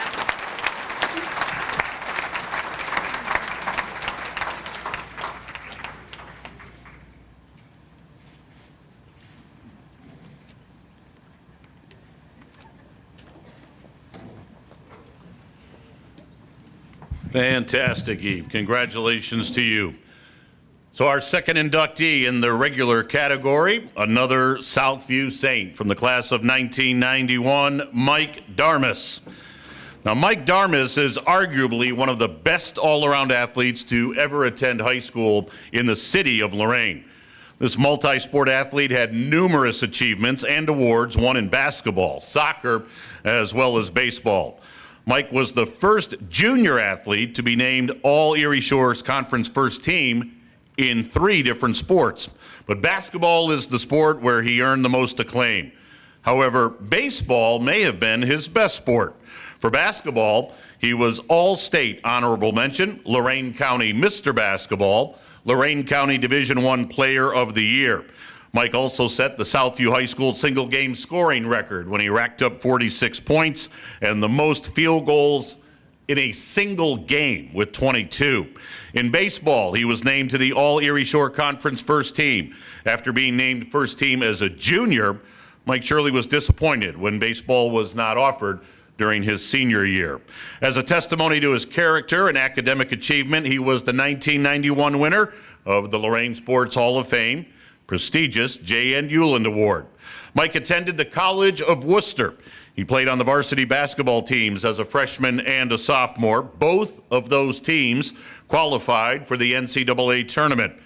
He has continued being active in baseball by playing in the very competitive 35-plus age division in the Greater Cuyahoga County Baseball League, and he is currently an assistant varsity basketball coach at Amherst. So, ladies and gentlemen, we welcome Mike Darmus into the Lorain Sports Hall of Fame. And if you can now turn your attention to the video screen for the video presentation for Mike. Hi, Mike. It's Mama Stark. On behalf of your coach and myself, we just want to congratulate you on this most well-deserved honor of being inducted into the Lorain Sports Hall of Fame. It's been so much fun over the years watching you and your brothers, Glenn and Mark, compete in athletics at Lorain Southview. I have so many special memories of you, Mike, but one of my favorite ones is when, and as you know, Mike, you had that long, pretty long hair, and you were not going to get a haircut, and Coach Stark and Coach Barrios were on you endlessly to get a haircut, and you were determined not to get a haircut. So, well, here before the game, you show up, get in the locker room, and lo and behold, you have your hair cut. It is short, cut, clean. Coach Stark and Barrios are so happy, and what do? You go out and you score 46 points and break the scoring record. Well, a couple days after that, Coach Stark was on Tim Alcorn's Sports Scene show, and they were discussing your accomplishment, and tongue-in-cheek, Coach Stark credited all the success to that haircut. Again, I just want you to know, I've told you over and over again how much we love you and how proud we are of all of your accomplishments, and I know that Coach Stark and Coach Barrios are smiling down on you and are proud of not only your athletic accomplishments, but the man you've become, the husband, the father, and now the coach.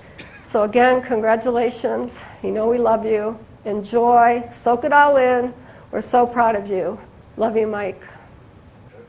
Oh, I already said that. Michael, congratulations on your induction into the Hall of Fame. I didn't know when you entered my world all the rewards that would come with it.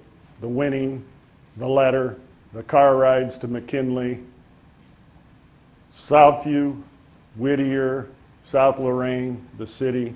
We're all so proud of you. Well done, Nate.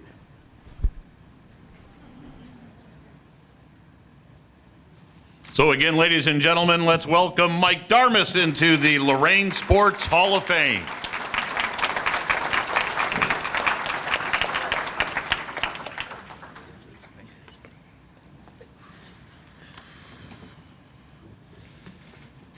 Well, first of all, I'd like to say thanks to the Lorain Sports Hall of Fame Committee for this very prestigious honor, and I am truly humbled. Thanks to my mom and dad. Mom, always supporting us no matter what we got into, and most memorably, that drive down to Worcester in blizzard conditions for our first visit down there. But I guess that pales in comparison to what you went through to get here today, huh? Dad, letting us bat boy for all your teams, and then coaching us in our first years of playing ball. And it was always nice that at every game or event, the both of you were there to support us. My brother Glenn, my older brother, is a great athlete. He's the one that basically got us started in a lifetime of sports, although it was as his tackling dummy. Mark, my twin brother, my lifelong teammate. Not everyone gets to share a bedroom with one of their most valuable teammates. In Mark, I always had someone to compete against all day and every day. The late Coach Ralph Barrios. He allowed Mark and I to be the ball boys for Glenn's freshman team. He's the one that introduced me to the game of basketball. Coach Brad Frank, Hall of Famer, taught us about intensity and passion for the game that he so loved. And I want to say thanks for welcoming me into your world. The late Coach Stark, another Hall of Famer. The intensity and toughness, but also instilled family. And I was lucky enough at Southview that all three of them were on staff. And all of us couldn't imagine at that time the magnitude of the effect that they would have on all of us.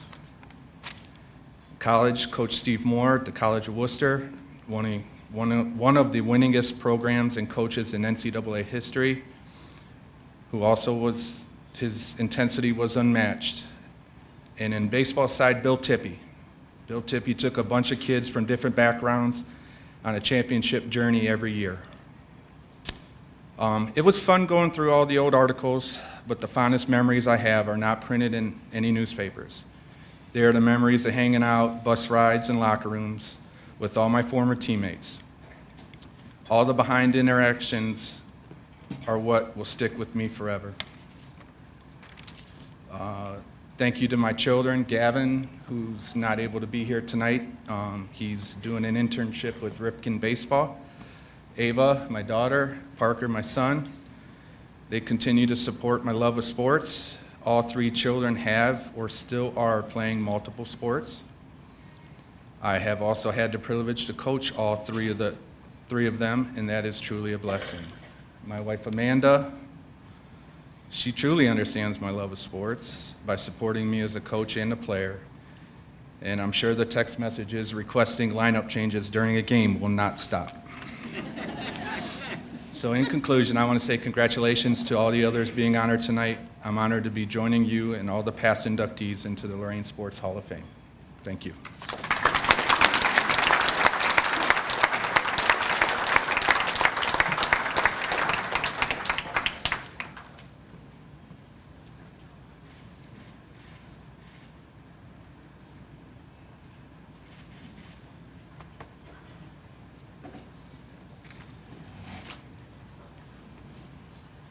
Congrats.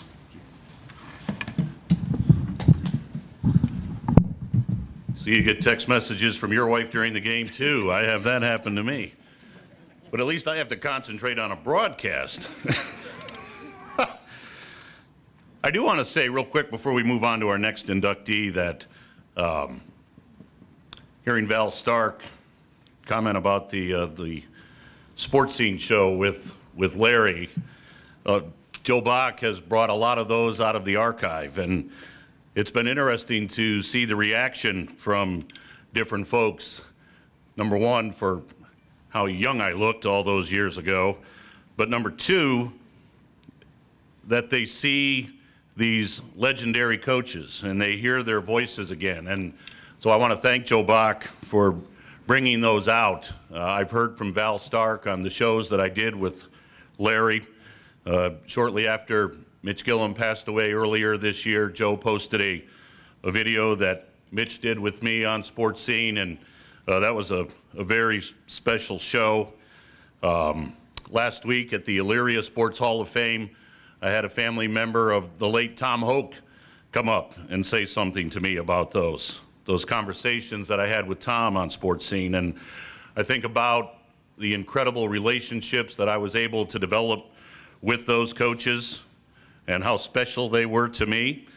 So again, that's why as long as you ask me to be here, I will be here every single solitary time I can, because the relationship I have with the folks and the coaches and the athletes here in Lorain is very, very special to me. Jim Lawhead, did you see the one that Joe Bach posted with the two of us? We both looked a hell of a lot younger in that video, I'll tell you that, but that was fun. That was fun. We were a little lighter? Yes, yes. That's true. It's enough out of you, Lawhead, or I'll whistle at you. All right. And Barb will holler at you, and you don't want that happening either. So the third inductee in our regular category tonight, Dan Matos. Yes, congratulations, class of 1981. Now, Danny Matos came from a wrestling family. His older brothers wrestled and demonstrated wrestling techniques for him and Dan that he incorporated into his very basic skills and then expanded on them. Now, of course, that's what you do when you are a very good athlete, and as Tom mentioned earlier, weigh 98 pounds. Dan established his outstanding wrestling career at Lorain High School. He finished his junior year at 24-4 and earned a Buckeye Conference championship. His family then moved to South Lorain in the summer of 1981, so he had to transfer to Southview his senior year. There, his wrestling turned from very good to steady to simply outstanding. He was undefeated in the regular season with a 20-0 record at 98 pounds, garnishing championships in every single tournament that Southview wrestled in. After graduation from Southview, Dan was offered a wrestling scholarship and enrolled at Tri-C the next year. His collegiate year's results followed what you would expect after a very successful high school career. His overall record at the collegiate level, 26-5.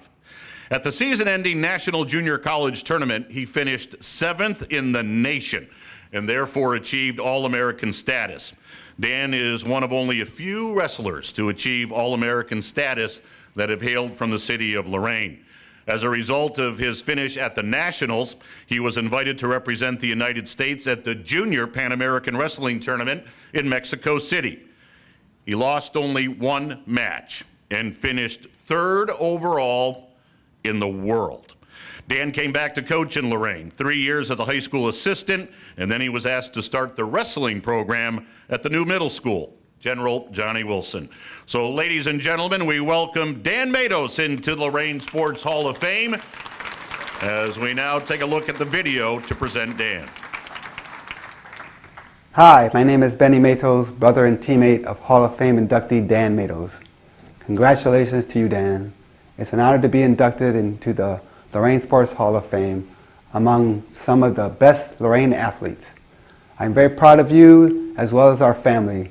Hard to believe that you wrestled 98 pounds all 4 years in high school. That's quite an accomplishment in itself. One of my fond memories is how all 3 brothers, you, Jamie, and I, all started on the varsity wrestling team at Lorain High, which was unique in itself. Our family has been involved in wrestling since our parents came from Puerto Rico. I remember a story when you were competing in the national championship. You were so frustrated with your performance in the first match that you decided to start packing your belongings and go back home. Your goal was to be at the top of the podium. Anything else was unacceptable. Thankfully, the coaches were able to convince you to continue because you went on to be an All-American. No shame in that. You also went on to represent the USA in the Pan American Games in freestyle and placed 3rd in the world. Dan, enjoy this great honor that has been bestowed upon you. Congratulations to you, brother. My name is Vern Reynolds, and I am a lifelong friend and colleague of Dan Matos. Dan was a leader on our wrestling team even as an underclassman. Dan's solid traits that were instilled with him early on through his parents, through his family, and especially his 2 brothers who wrestled with him close in age, allowed him to excel in wrestling as well as in life. Wrestling is a great sport. It demands a lot. It allows undisciplined boys to become men, and it allows disciplined boys like Dan to really excel, not just on the mat, but in life. Danny had achieved greatness as is evidenced by his beautiful family, his work ethic, his dedication to God, and his quality and length of friendships. I have been blessed to be friends with Dan since high school. Dan continues to represent this great sport of wrestling, this great city of ours, Lorain, and I can't think of a better candidate to be inducted into the Lorain Sports Hall of Fame than Dan Matos. Congratulations, Dan. Hi, my name is Jamie Matos, and I'm Danny's brother. Danny is the 2nd son of Alejandro and Claudina Matos. We also have 2 wonderful sisters. This is definitely an exciting day for the Matos family. Danny, congratulations on being inducted into the Lorain Sports Hall of Fame. This is wonderful to see that your hard work, dedication, and love for the sport has got you to this point, Danny. I also like to say that you are an inspiration to the upcoming boys and girls in this particular sport. I wish Mom and Dad were here to experience this honor with you, but just to let you know that they love you, the family loves you and supports you, and you can definitely tell by how many of the family members are here tonight. Take care of yourself, Danny. God bless you, and have a great night.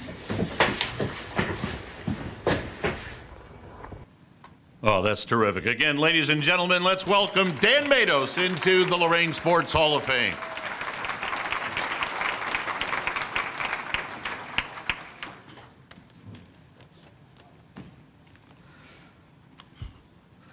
First and foremost, I'd like to thank God for blessing us with this ability to play the sports that we enjoy and for this awesome evening to celebrate.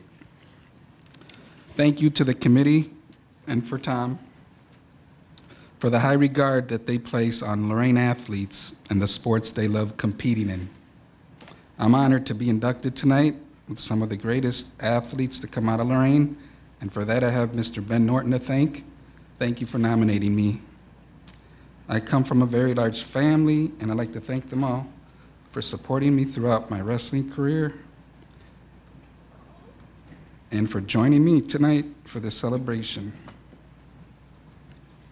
Thank you to my wife, Darlene, and my children, Stephanie, Andrea, and Adam.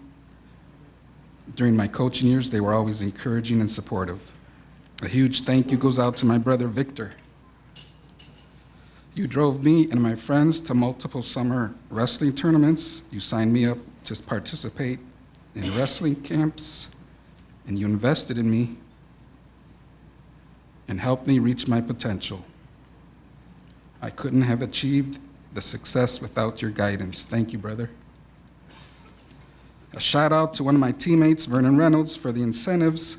Vernon always encouraged and motivated me to wrestle my best to win championships. He'd tell me, Dan, if you win first place in this weekend's tournament, I'll treat you to Duff's. Duff's was an all-you-can-eat buffet restaurant back in the 80s in South Lorain. We enjoyed those meals, but it was probably the reason I didn't make weight and didn't get to wrestle against Sandusky High School. Thank you, Vern. I'd also like to thank my Lorain High coaches, Mr. Terry King and the late Mr. Gene Kennedy. I remember as a kid, when I walked home from Irving Elementary School, a couple of friends and I would always stop at the high school and walk into the wrestling room. We'd watch my brothers Benny, Jamie, and the rest of the team practice. Coach King and Coach Kennedy didn't mind us running onto the mats and throwing each other around as they practiced. They also didn't mind me carrying the first aid medical kit into the gymnasium wrestling match. Before each home wrestling match, that small task always punched my ticket into each home wrestling match. As I watched my brothers practice, I recognized how committed and dedicated they were to the sport of wrestling. They drilled and wrestled with intensity, were focused, and never cut any corners.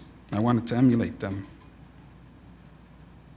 As I began wrestling in high school, I appreciated the importance Coach King and Coach Kennedy placed on tough conditioning. They ran a grueling practice and always stated, one thing you'll never be is outconditioned. While at Lorain Heights, I was able to wrestle alongside a couple of the greatest athletes to come out of that school. They were Vince Villanucci and Gary Huff. It was an honor.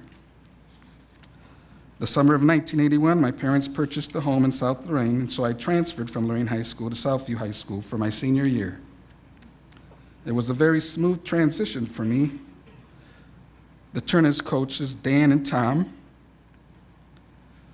and the wrestling team were very welcoming. They developed close relationships with their wrestlers, and the team seemed like a family. We had a very competitive team, and the Turner's brothers would always bring out the best in each one of us. We were team champions in every regular season tournament we wrestled in that year. And because of the great wrestling from Eric Gonzalez and David Singletary, Lorain Southview High School placed third at the Ohio High School Wrestling Tournament. I need to thank my college coaches, Darryl Big Daddy Hamilton and the late Coach Ricky Shade, for offering me an athletic scholarship. I attended and wrestled for Cuyahoga Community College. Our team consisted of many great wrestlers out of the Northeast Ohio area. My daily workouts with these wrestlers was the reason for my success in becoming an All-American. Soon after the National Junior College Wrestling Championships, Coach Shade informed me of the invitation to represent the United States in the Junior Pan American Wrestling Tournament held in Mexico City. It was through his efforts I was able to accept the invitation and continue to compete. Thank you all for the memories. Thank you.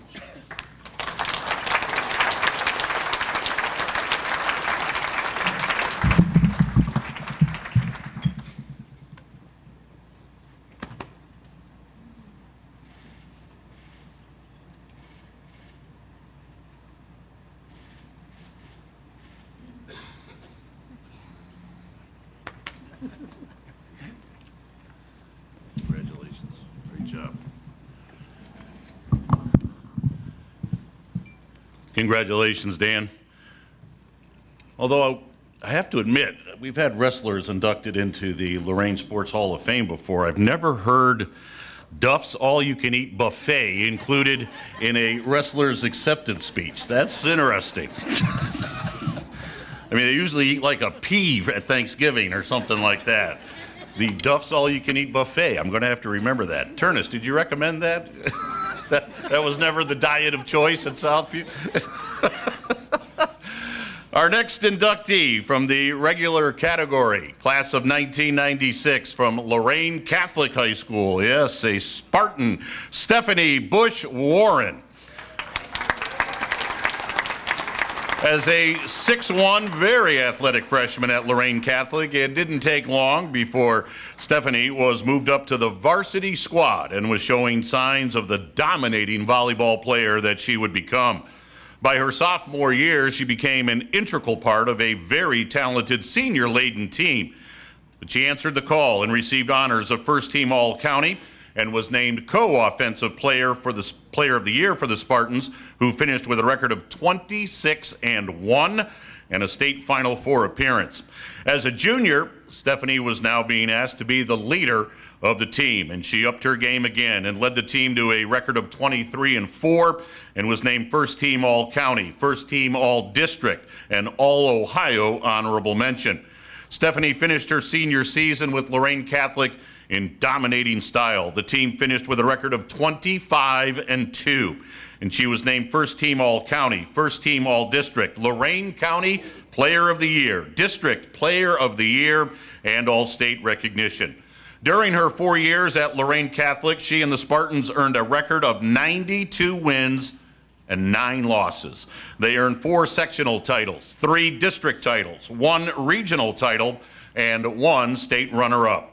After her success at the high school level, Stephanie went on to play collegiate volleyball at Division I Tennessee Tech. She helped Tennessee Tech to its first ever Ohio Valley Conference Championship and their first ever NCAA appearance. Stephanie was honored with an induction into the Tennessee Tech Sports Hall of Fame for her excellence on the volleyball court. So, ladies and gentlemen, please welcome Stephanie Bush Warren into the Lorain Sports Hall of Fame.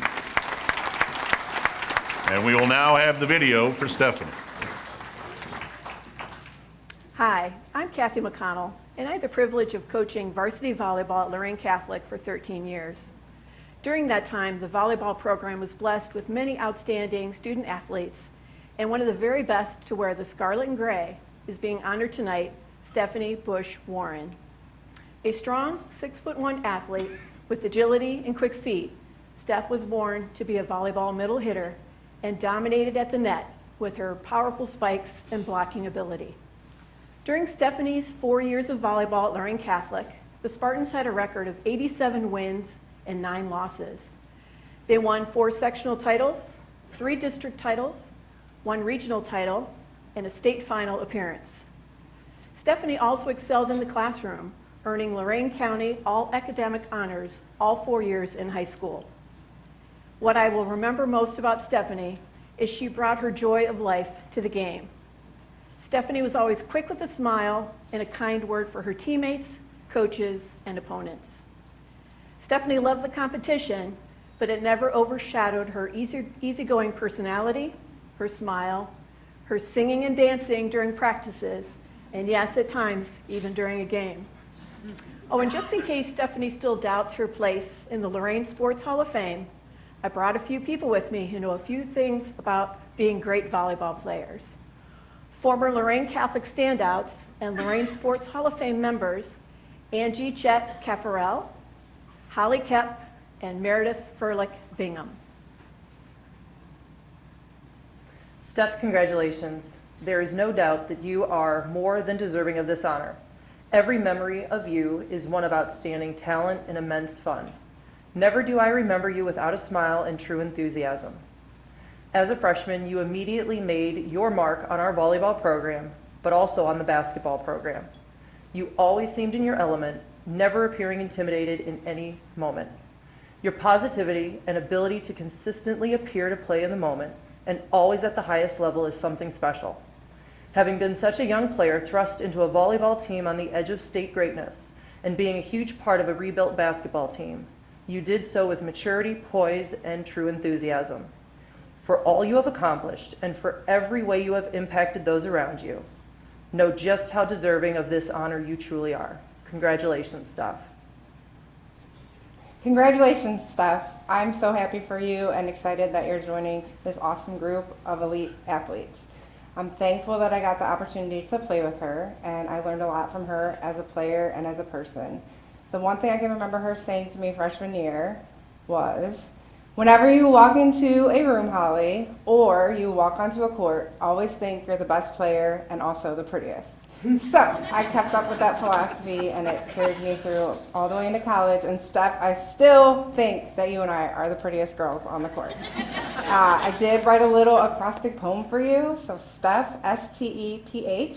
S is for your strength, T is for your tenacity, E is for your enthusiasm, P is for your power, and H is because you were always hardworking. Congratulations, Steph.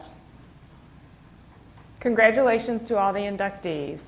I had the pleasure of playing with Steph not only in high school, but also in college. After our state run in high school, as if that wasn't exciting enough, in college, we were fortunate to be a part of Tennessee Tech's first OVC tournament championship and first NCAA appearance. Steph's energy and positive attitude was contagious, and she was always a stellar teammate. My favorite memory of playing with Steph was our chemistry with our signature play, where I would set Steph a quick ball in the middle and she would crush it. We caught numerous defensives sitting back on their heels, unable to defend. With her accomplishments on the court, both in high school and college, she is very deserving of this induction. Congratulations, Steph, on your induction to the Lorain Sports Hall of Fame.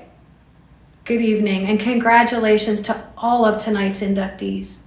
My name is Jen Gilbert, and I was Stephanie Bush Warren's collegiate volleyball coach at Tennessee Tech University. While it seems like yesterday, 25 years ago, I was in Northwest Ohio scouting for some new players at a volleyball tournament. And out of all of the courts and all of the athletes, I was drawn to Stephanie Bush. It was because you could tell Stephanie enjoyed the game. She was having fun. And I knew that's what we needed on our team to help propel our team's success. And she did exactly that. In 1997, in her freshman season, Stephanie broke every one of our blocking records on our way to securing the first ever Ohio Valley Conference Championship Tournament title, as well as an NCAA appearance at Colorado as one of the top 32 teams in the country. What I will remember about Stephanie Bush were her Mickey Mouse ears buns that she wore every day, that infectious smile and clap of her hands of encouragement to her teammates, and the fact that no matter where we were, no matter what else was going on, Steph Bush would drop and dance when she heard Depeche Mode. Steph, it is my pleasure to congratulate you on your induction into the Lorain Sports Hall of Fame.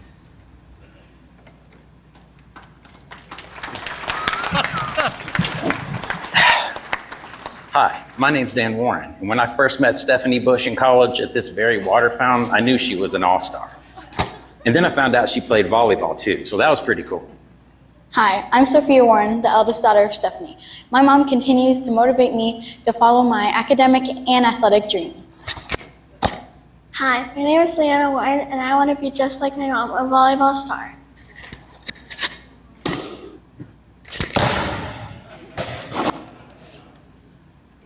Hi, Mom. Hi, Mommy. Hey, Steph, we're so proud of you for what you accomplished in high school on the volleyball team. All the blocks, all the kills. But what people probably don't know is how proud you are of all the smiles that you made, all the laughs that you had, and all the friendships that you made along the way. So we just wanted to say congratulations on becoming part of Lorain history. And we're very proud of you, and we love you very much. I love you, Mom. I love you more than Sophia loves you. Ha!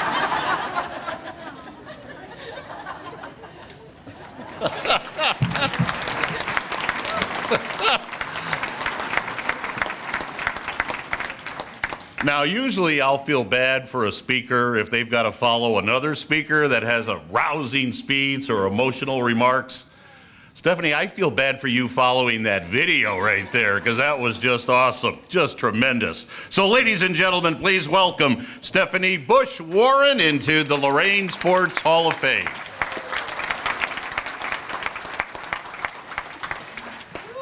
Oh boy. Well, I sure didn't want to start off boo-hooing already, that's for sure.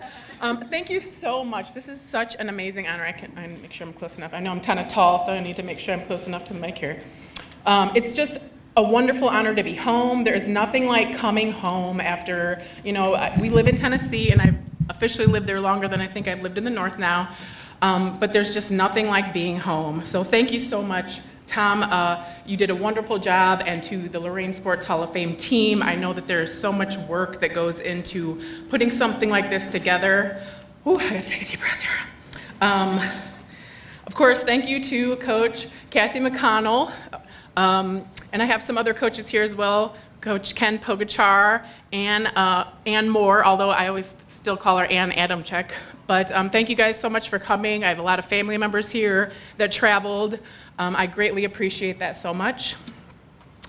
What some of you might not know is that Kathy and I are actually related. We're cousins. She's my second cousin. So when I was younger, I sometimes used to worry that people thought the reason I made the team was because Kathy was my cousin. So I'm hoping that at this point that I have convinced anyone that might have thought that otherwise, or at least myself as well, right? We're good there. A person that cannot be with us tonight is my father, who has passed away. And I have to say, I have to give lots of thanks to Dad. I most certainly probably would not be up here if it wasn't for Dave Bush. It's fun to hear people come up to me tonight and say that they wish he was here with me as well, finding out that Jim and my dad were childhood friends, and a lot of people that knew my father. He was my #1 fan for sure. He was at everything. He drove me during traveling. He was always encouraging. He would make fun of me probably if I played poorly, which you have to appreciate that. Takes a little bit of the pressure off. I will say that our family is very competitive as well, so we come by it honest. I'm sorry, I'm umming so much here. I'm so nervous. I clearly like to make people laugh, and I was a big goober on the floor, as you can tell from what you've heard tonight. I guess I just want to recount a couple of fun memories.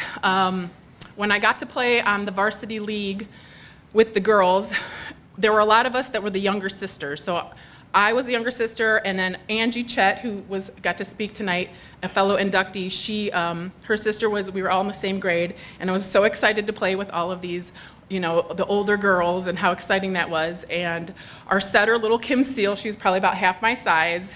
She had a little raspy voice, and the first time I remember hitting a 1 ball, which is 1 foot off the net, it's a fast, short, quick ball, hitting that ball and just slamming it down, and the excitement that both of us, oh my gosh, the excitement of feeling like, wow, I think we can do something here, this is gonna be a lot of fun.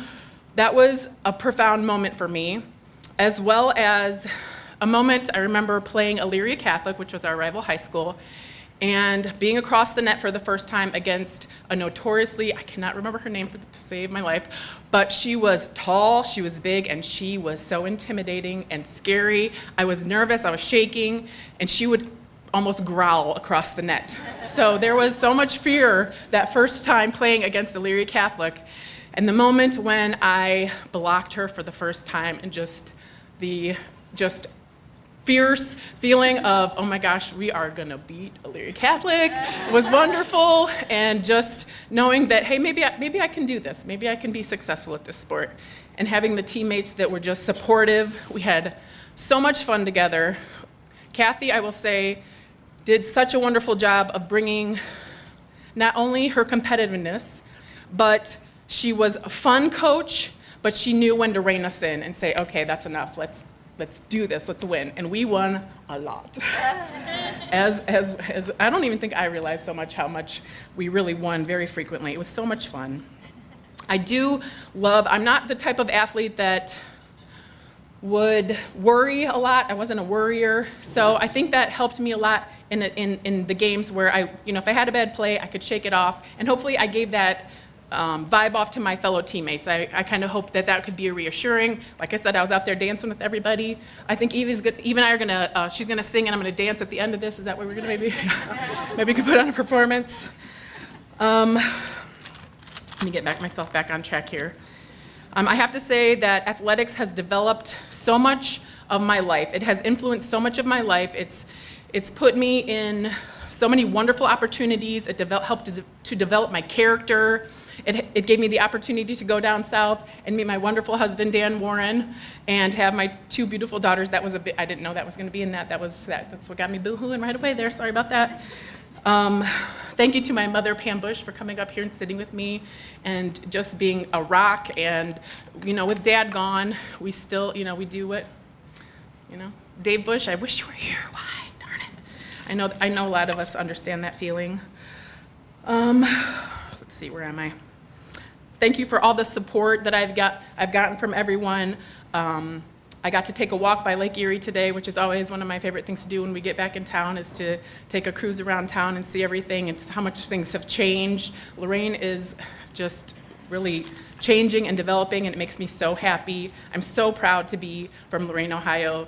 I think sometimes when I go to where I live now in Cookeville and come back home, you just forget about the things that you appreciate, all of the ethnic diversity, the international festival, things like that, just so much culture.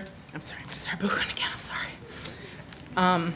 It's just profound, and it really took me going away to realize how wonderful that was. So, we're gonna bring it together. And lastly, I'd like to say thank you to my beautiful sisters out here, my aunties, and my uncles. Thank you so much for being here and supporting me. And thanks my sister, because she let me borrow this really sparkly dress. Thank you so much.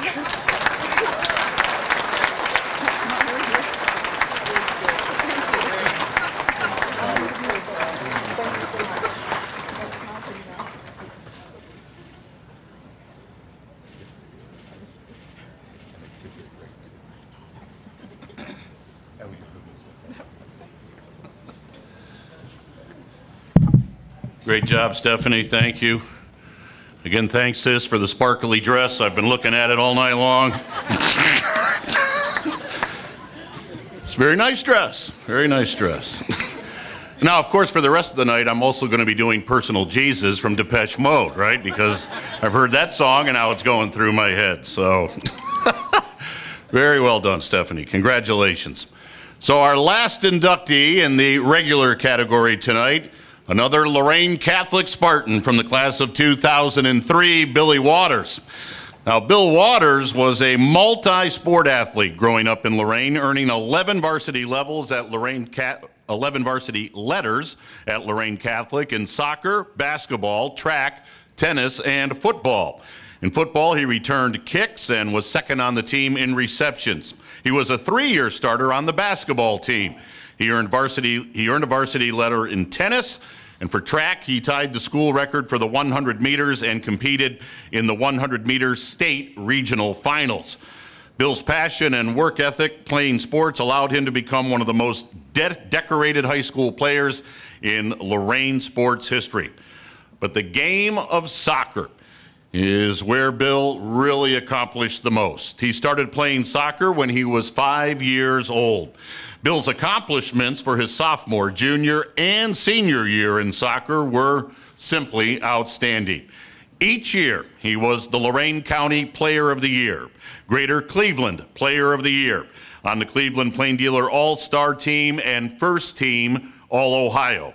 Bill finished his high school career as the 3rd leading scorer in Ohio history with 128 goals. Bill scored a goal, at least one goal, in 72 of the 76 career games, and he led the Spartans to a 41-15 3-4 record during his career, 41 wins with 3 losses and 4 ties. For both his junior and senior seasons, Bill was selected to the Midwest All-American team and was ranked the #2 player in the state of Ohio. And after his senior season, in which he scored a record 44 goals, Bill was among 66 players from around the United States to be selected to the Adidas All-American team. After high school, he accepted an athletic scholarship to play soccer at the University of Findlay. Bill earned his master's degree at The Ohio State University, where he met his wife, Erin, in the graduate program. They both became teachers and now own a business development curriculum for teachers around the country. Bill joins very special people in the Hall of Fame.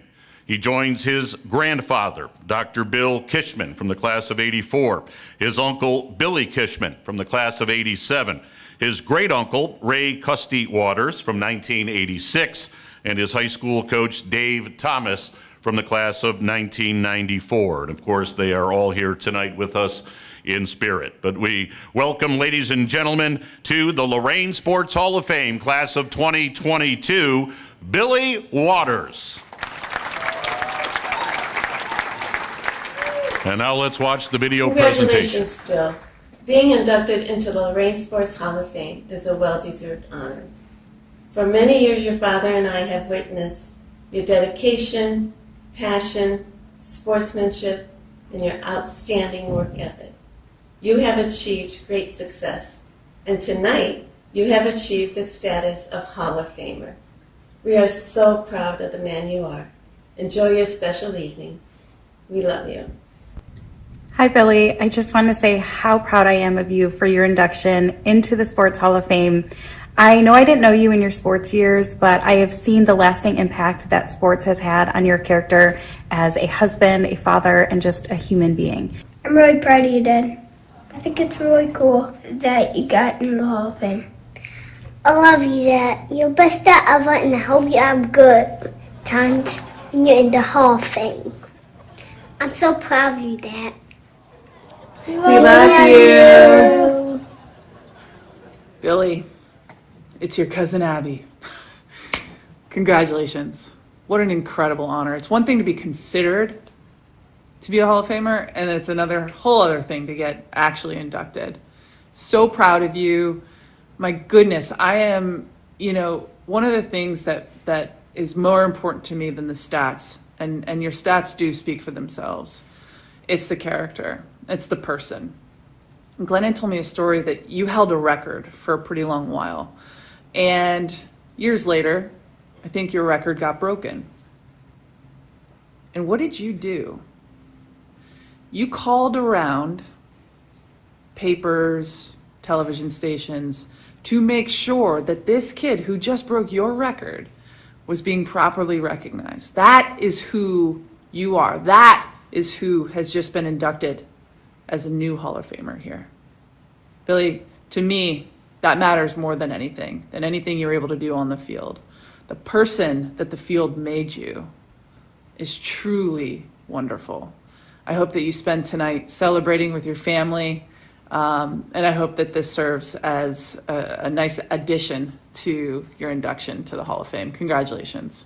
You absolutely deserve it.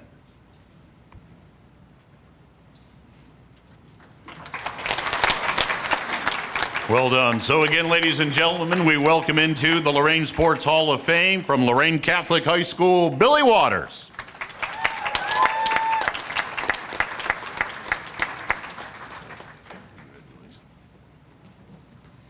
When I was 9 years old, I played Lorain Youth Baseball for Rosie's Pizza. We were in the playoffs and had a huge matchup against our arch rival, the Slovak Club. We were famous for our pizza. They were famous for their fish. The game starts off great. We're up 5 runs heading into the bottom of the last inning. My dad is the manager of the team. As we're leaving the dugout to take the field, my dad hands me the ball and sends me to the mound to close it out. Slovak gets a hit here and a hit there. They score a couple runs. I'm looking to the dugout, hoping to get pulled out of the game. My dad is clapping for me and encouraging me. Then, another run. At this point, I'm looking at the dugout again because apparently my dad didn't get the message the first time. He comes out to the mound, I'm crying, but I manage to tell him I want to come out. He says, we've used all our pitchers and you're the only one left. Then I hear it. A deafening roar from the Slovak dugout. Fish is better than pizza. Fish is better than pizza. Another hit, another run. We're up 1. Now I'm looking to the stands. My mom is standing, clapping and cheering me on with all she's got. Bases are loaded, it's all on the line. Then boom, a hard hit up the middle. 2 runs come in, and our season is over. The worst moment in my sports career. Fish is better than pizza. When I was a teacher, I shared that story with my 3rd grade class, and a student raised their hand and asked, what's the point of that story? It has a sad ending. At the time, I was single, and I replied, I don't know, but I think there's something in there. I now have a wife and 2 kids, and being a parent has given me a new perspective on that day. Because what I remember most now about that day is the empathy in my dad's eyes and the love in my mom's voice. My parents have always been there for me. They've made sacrifices for our family, worked long hours, volunteered their time, all for our family. They are everything that I aspire to be as a person, a spouse, and a parent. My mom is the best woman I've ever known. She's tough and smart. She takes on the task in front of her and doesn't ask for help or take shortcuts. As I've grown older, I've realized how much I take after my mom, and for that, I am grateful. I give my dad a very hard time for all his quirks, but he is the best man I've ever known. Honest, funny, loving, and hardworking. He's always on the go, finding adventure and cherishing the people in his life. He possesses many traits that I do not, and that is why I admire him so much. We're all going to have our fish is better than pizza moments throughout our life. Remember who is by your side during those moments, standing beside you with love and a kind word. Mom, Dad, I love you. Thank you for everything. I want to acknowledge my coach, Dave Thomas, and his wonderful wife, Karen, who is here with us tonight. Karen, will you wave hello? Coach Thomas was always an amazing leader, teacher, and mentor. He always pushed me to do my best and to do it with high character. I always wanted to make him proud. Find people in your life that make you want to be a better person, like Coach Thomas did for so many of us. Thank you to my wife, Erin. You are the greatest teammate I've ever had. Thank you for all you do for Teddy, Annie, and me. I want to thank my teammates, particularly Adam Tubbs and Anthony Campana, and Brandon Neal. All the awards and honors I've received throughout my career could have easily had your names on it instead of mine. We've been on this ride since we were 5 years old. You were amazing teammates and still close friends today. My Grandma Waters will be 92 this month. She couldn't make it tonight, but I want to say hi, Grandma. I love you. I want to recognize the Lawhead family, Mr. Jim Lawhead, Mrs. Barb Lawhead. Your name will forever be synonymous with Lorain Catholic. Thank you for all you've done for the LC community. I want to thank my friends and family. Thank you so much for being here tonight. Your support means the world to me. Thank you to Mr. Bob Daniels and Mr. Jim Allen for all the sports coverage in the paper and on the radio. Thank you to the Lorain Sports Hall of Fame. I am honored to be inducted. It had always been a great goal of mine to join my uncle, Cutsy Waters, my uncle, Bill Kishman, and my grandfather, Dr. Bill Kishman.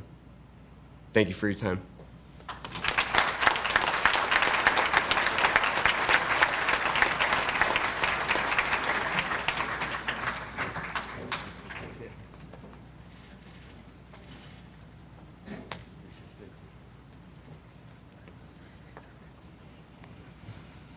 Thank you, Bill. Great job. Fish is better than pizza. That's the line of the night. Of course, you could have gone to Duff's Buffet. You could have had fish, pizza, wings. But you didn't wrestle, so you didn't go to Duff's Buffet. Awesome. Awesome speech. So we now move on to the senior category. Now, the senior category is available for any nominee 65 years of age or older.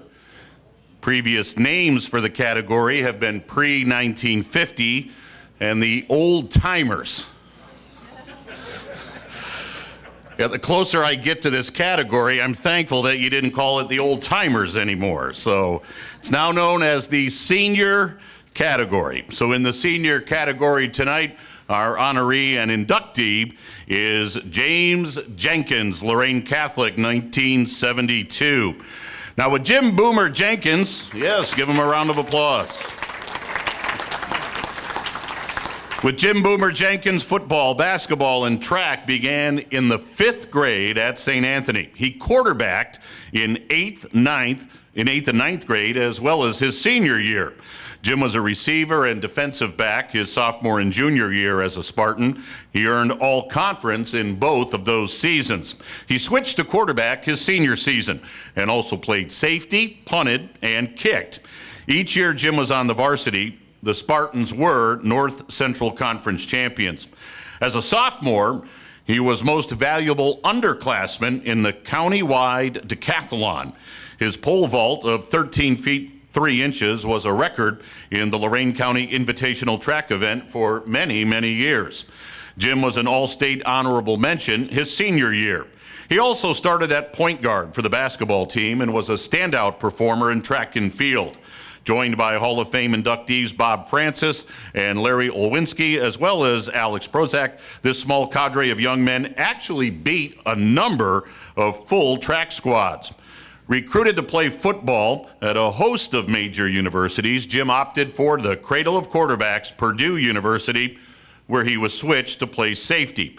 But he was on the field for the upset of Notre Dame at South Bend in 1974 and in Michigan in 1976. Being the father of 7 children, Jim has coached CYO basketball, as well as football, soccer, hockey, and baseball. And when not tending to his law practice, Jim participated in many distance runs, triathlons, bicycling events, and golf tournaments. So with all of that, we welcome into the senior category of the Lorain Sports Hall of Fame, Jim Jenkins. And now we'll have the video presentation for Jim. Good evening, ladies and gentlemen, and welcome. I'm Coach Jim Lawhead, a 1985 inductee to this Hall of Fame, and I'm here to speak on behalf of James Jenkins, who will be inducted this year. James joins a list of outstanding Lorain Catholic High School athletes, an elite group of unique and very special teams and individuals. 20 men, 5 women, 5 teams, and 4 coaches from LC's storied 35-year sports history have come before you. And to be inducted as an individual and as a member of the 71 Spartan football team on the same night is, well, pretty darn rare. Jim, it's an honor as your coach and your friend to have nominated you and to congratulate you on this grand achievement. You personified the culture and the passion of the Spartan student athlete. Your versatility and talent in several sports is deserving of our admiration and our respect. These talents in high school enabled you to earn a coveted full ride, a 4-year scholarship to Purdue University, where you excelled at free safety and lettered the final 2 years. I'm sure it is the dream of every athlete to one day achieve those heights. I'm also sure Mom and Dad are looking down thinking, well done, Boomer. Thank you, James, for allowing me to be a part of your life. It was a special honor to have been your teacher and your coach.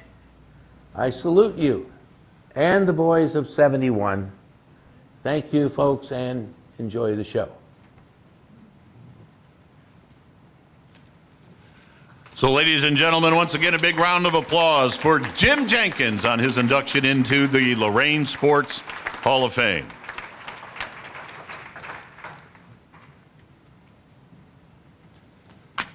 Thank you, Coach Lawhead, for the kind words. Tom, Tim, Jim, and everybody who put on this great event. To my teammates from the class of, or the team of 71, I know that you probably had the same response when you got the call about this great honor.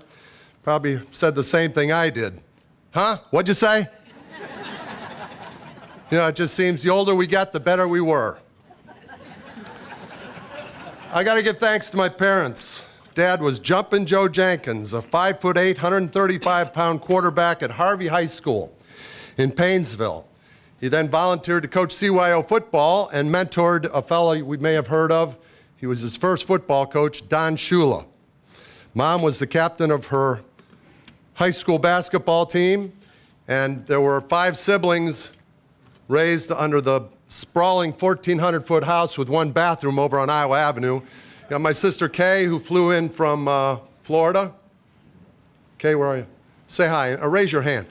My other sisters, Karen and Jane. Raise your hands, girls. Thank you. And future Hall of Famer Tom Jenkins, who is still coaching CYO, or high school track and field, and a couple short years ago was the pole vault champion nationally at the senior track and field games out in Washington State. So I'm sure he'll be in my spot before too long. My brother David, I don't want to forget my brother David, he's also here in spirit. He was an all North Central Conference linebacker during his days at Lorain Catholic. All of us went from kindergarten through 12th grade at Catholic schools, and apparently we always had enough to eat, because I know whenever we asked my dad for seconds, he always told us, "You've had enough already."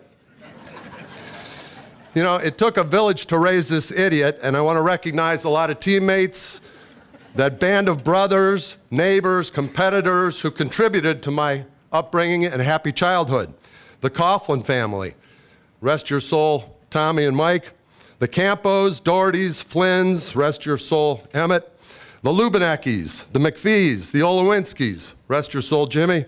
The Olsons, rest your soul, Mr. Dick Olson. The Reagans, Restivos, rest in peace, Joe, Hall of Famer. The Safrancos, the Stidaks, Strakas, Wards, to name a few, and of course those generous Elyria Catholic Panthers that we beat consistently. You know, the 12-mile trip from Iowa Avenue to this festive hall took 50 years to travel. And in that time, folks forget what number I wore, what records I held, what position I played. But when you open your mouth, they know if you were educated. And I'm extremely thankful for the parochial education that I received, and that of my 7 well-educated children, whom I'd be remiss if I didn't comment on them. Dr. Kurt from the University of Michigan. Say hi, yeah. Microgenetic research scientist he is. My daughter Emily couldn't be here. She's a Ohio University graduate and a party planner. Go ahead. All right. My rocket scientist, William Jenkins, University of Cincinnati aerospace engineer working for Elon Musk down at the SpaceX program. Say hi, Will. Another engineer from the University of Cincinnati, my daughter Madeline. Okay. She's working in Dallas and is a sub-3-hour marathoner, just missed qualifying for the Olympics recently. James Jr., the 3rd son of a 3rd son. He's a Citadel graduate, retired captain from the United States Marine Corps, and is a real estate maven in Hawaii. My bodyguard, Lieutenant Grace Jenkins, is a badass second lieutenant, right? First lieutenant? First lieutenant with the U.S. Marine Corps. Also a Citadel graduate. And also a sub-3-hour marathoner herself. And finally, my 16-year-old hockey star, Calvin Jenkins, attending college next fall. Okay. Jack Bradley, I want to thank for the kind words you had. Jack, you're a great man. I appreciate those words. But he would agree with me that working as a criminal defense lawyer, which I've done for the past 35 years, is kind of like playing for the Washington Generals against the Globetrotters. It's like playing for Elyria Catholic against the Spartans or the Irish. You know, you just don't win very often. Now, I mentioned that I worked in, or I do work as criminal defense lawyer, and some of the indigent people that I represent, there is a common thread. They don't have the positive male role model in their upbringing, and I'm talking about the career criminals with 10 and 20 convictions. It's incredible. To a man, they don't have a father figure in their life, not like we had during our formative years. Fortunately, God blessed most of us here with a supportive family, volunteer coaches, or those coaches who worked for peanuts when they could have went to the public school system and made a hell of a lot more money. And for those coaches and teachers, I want to thank them, especially, and I don't know, this may fall on deaf ears for some of you, but I had CYO coaches starting out, Emery Hurrah, Dave Ward, you remember Emery and some of my St. Anthony boys, Mr. Godleski, Ron Green, Bob Rader, Russ Provenza, who played on the 1954 Ohio State Buckeye football team. And going on to high school, we had Ken Pogachar, Jim McCall, Bob Butler, and Hall of Fame coaches Jim Lawhead and Tim Rose. Now, football-wise, some of us, and I talked to Don Muzilla about this earlier, some of us went on to play at the next level in football, me at Purdue. And yeah, it's a thrill to play in the Big House or the Horseshoe, Kinnick Stadium at Iowa, Camp Randall in Wisconsin, but it bore little resemblance, that is the college days, to the fun, camaraderie, the winning attitude, and cutting-edge training we got from our high school coaches. That was my experience. We were blessed with phenomenal coaches and teachers right here in Lorain, and I give them my sincere thanks. Now remember, pride cometh before the fall unless we get too full of ourselves. I understand there's a lunar eclipse tomorrow night, and if we can look past that to the spiral galaxy in Andromeda, 750,000 light years away, it's as large as our own Milky Way galaxy and one of 100 million galaxies. Have I lost you yet? It's got 100 billion suns as big as our own. The reason I mention that, it sort of makes all this seem insignificant, as great as it is. But what makes us special, what makes us unique is our faith in God and the love we share. Amen.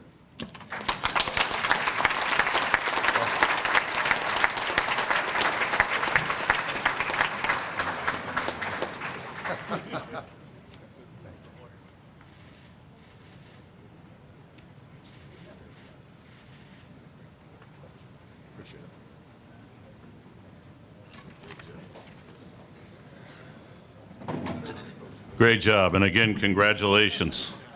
Remarkable stories and family. Now, I do know from the Elyria Sports Hall of Fame here tonight, represented is Al McKinney from Elyria Catholic High School, one of the greatest to ever lace them up for the Panthers. But Al, you are outnumbered here tonight, my friend.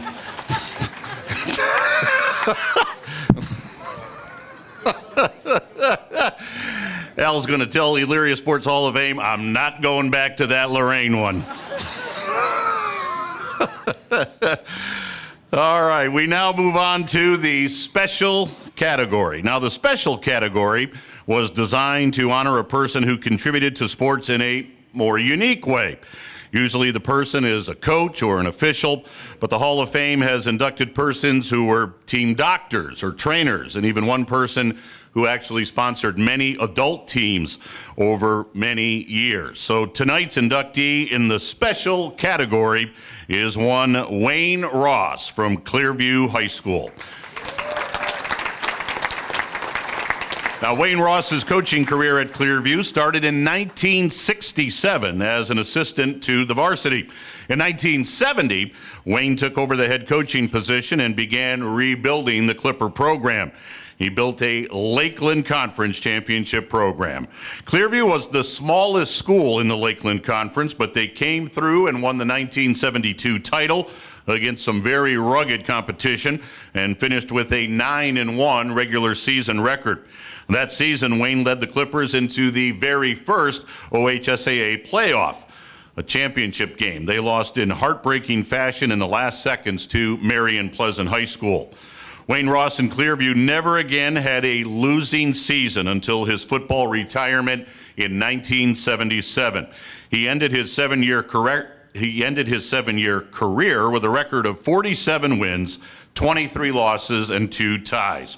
But football wasn't the only sport that Wayne coached at Clearview. He turned his attention as well to track and field. Now, in 1971, the Clippers were state runner-up, and the following year, after losing to Marion Pleasant in that football championship game, Ross then led the Clippers into Columbus and came home with the Class A state championship in track and field, beating out Marion Pleasant, who finished second behind the Clippers. Over the years, Wayne Ross was awarded many coaching accolades. Among them was Football Coach of the Year in the Northeast District. And in 1992, Wayne Ross was inducted into the Lorain County Coaches Hall of Fame. So, ladies and gentlemen, we welcome Wayne Ross into the Lorain Sports Hall of Fame, class of 2022. And now we turn your attention to the video screen for the presentation for Wayne Ross.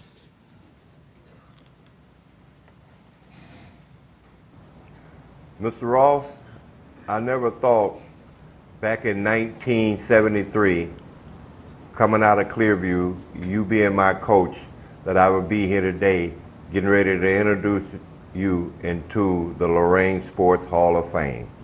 And when I think back, I remember back when you and Mr. Lytle drilled me a whole week on one interception that I was to make. And I made the interception, but I never forget how you and him was hollering on the sideline, "Here it come, here it come, here it come." And it finally came, and I went over there and intercepted it, and we in on to the playoffs. But I just really want to say congratulations to you, and I'm glad that God have allowed both of us to be able to be here for me to introduce this to you and for you to accept it. I thank you, I love you, and you was one hell of a coach. My name's Larry Fortner.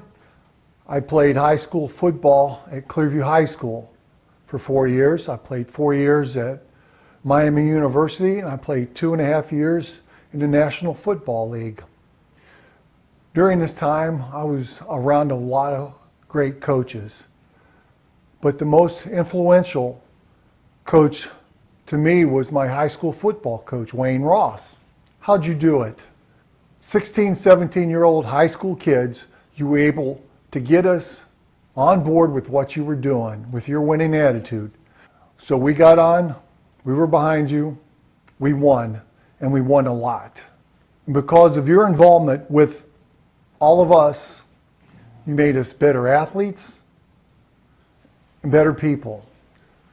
So congratulations to you on your winning career as a coach, as an educator, as an administrator, and now the Lorain Sports Hall of Fame. You earned it. Good job.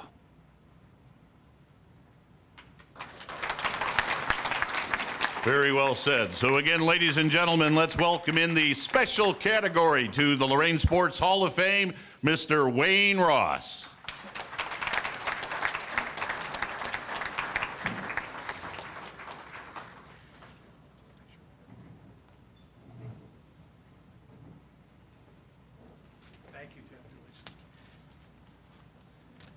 This is a very special moment for me. First of all, thank you, the Hall of Fame Committee, for this honor. And even greater, the fact that I'm in here at the same time with a coach that I heard a lot about, knew a lot about, and that's Coach Perry. I stand on his shoulders because that meant an awful lot to me to know and understand what I inherited from him. And once Clearview, always Clearview. I want to also recognize I've got a lot of family, some from Michigan. That's where I came from. That's where I grew up. And they're seated over there. I have my grandchildren, my sisters, and also my nephew. And I appreciate the fact that they came as far as they did to honor me in this occasion. People make a difference. As I look at some of these people, they would include, first of all, Tony Melendez. You have been a great supporter of mine, and I can't thank you enough.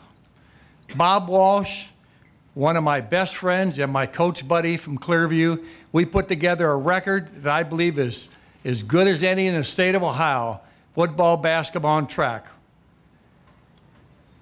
I'd also like to thank some of my athletes, some of the ones that we were honored to have. They're with us tonight. Many have been inducted into the Hall of Fame, and they, rightly so, they were great athletes, and you got to have the athletes to do what we did, and I had them, and I certainly appreciate their support. Also, my assistant coaches. I'm a firm believer, and I tried, and I think we did this. I hired assistant coaches that could become head coaches. That was important to me because the program was important to me. And I guess we did a pretty good job. Tom Hoke took over for me, took his team to the state finals. Marv Hoagland, track coach, took a track team, won the state championship. He followed me. And Lenny Nikoloff took a track team, and he also won a state championship. 3 state championships in track, and then our 2 state runner-up in football. I, like many people, owe a lot of gratitude and thanks for my high school coaches. They were my guide rails. They were the ones that convinced me to go into service, and if I wouldn't have done that, God only knows what was going to happen to me, and they realized that. But they were probably the ones that planted the seed in me to become a coach someday because of what they did for me. They probably encouraged me to go out, and I played service football for 3 years, and they apparently knew what they were talking about because I was fortunate to be selected to the All-Army team in back of the year. So I guess they knew that I could do more than what I thought I could do, apparently. Last, the person that I've been married to for 57 years. I can't say enough about my wife. Anybody who has ever coached understands and knows the importance of a wife, a spouse. It's just difficult to be in that position. Joni did everything any coach's wife could ever do. You talk to any athlete at Clearview, and they'll tell you about Joni Ross. They knew her well. And in the Clearview community, often it was not Wayne and Joan Ross, it was Joan and Wayne Ross, because she's known for that. As I moved out of coaching into administration, the administrators convinced her that she was a secretary at Durling, and they convinced her to resign that position, and she did that, thinking it was best for me as I became a building principal. Well, she turned around and ran for the Clearview Board of Education. And then when I became the superintendent of Clearview, she was told that that was a conflict of interest and she could not be on the Board of Education. She resigned that position. Well, guess what? Not too many years after that, I became the county superintendent, and she was on the County Board of Education, and she had to resign that position. She often reminds me of that, and I can appreciate that, but without her, nothing would have been possible. She's just everything anybody could ever want to have for a wife and as a coach. I can't tell you how much I love you and what you meant to me.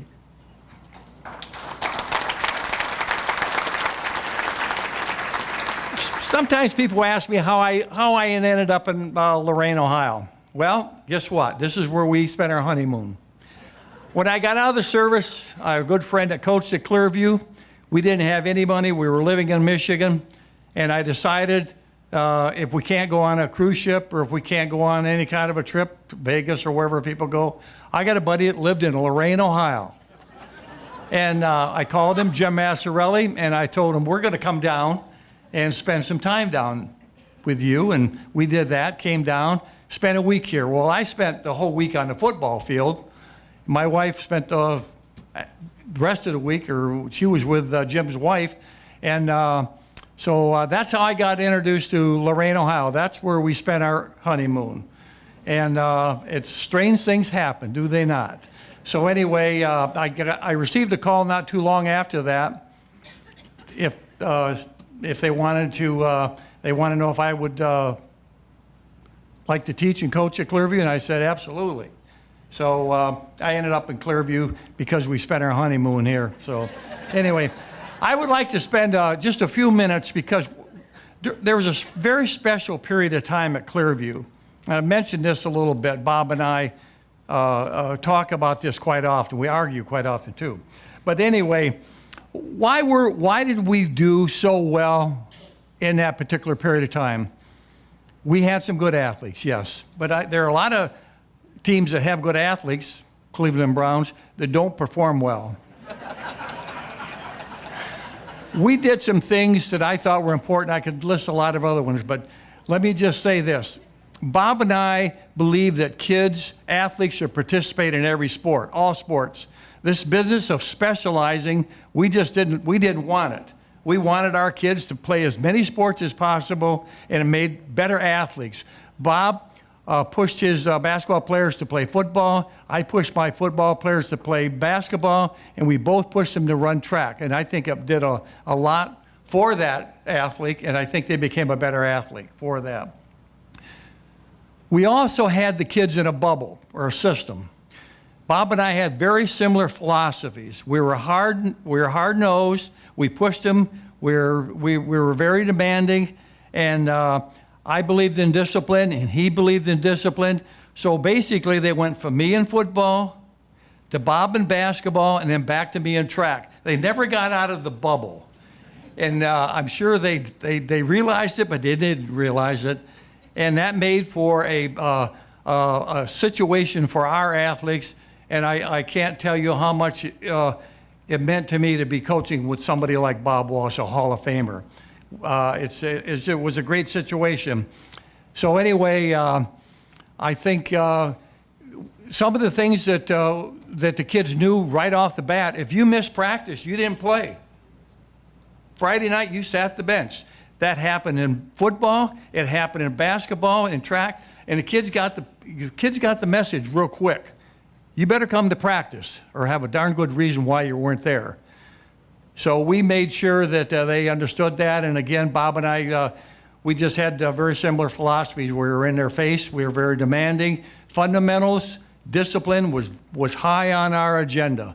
And they got it from both of us all the time. And again, when you got the track coach, the football coach, and the basketball coach doing the same thing, it meant it really worked out well for us. In track, I participated in 4 events. I knew track very well, but not everything. The first thing I did in track, I got the tapes of some of the great outstanding tracksters, Olympians, and I studied those tapes because I needed to learn. I participated in 4 events again, and I didn't know everything, so I had to learn and make sure that I could coach the way I wanted to.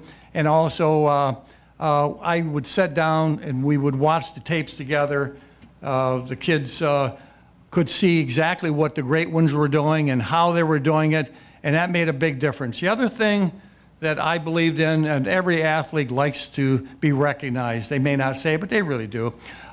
We immediately put up all the track records in the locker room on a big board, went back and got them all and put them up, and every day when they would come in, they would see those records. And we also wanted them to develop goals or set goals for themselves. Everyone wanted to set the school record, but you just don't set the school record. There are increments that go to that. We would sit down with them and talk to them about goals and how to achieve that.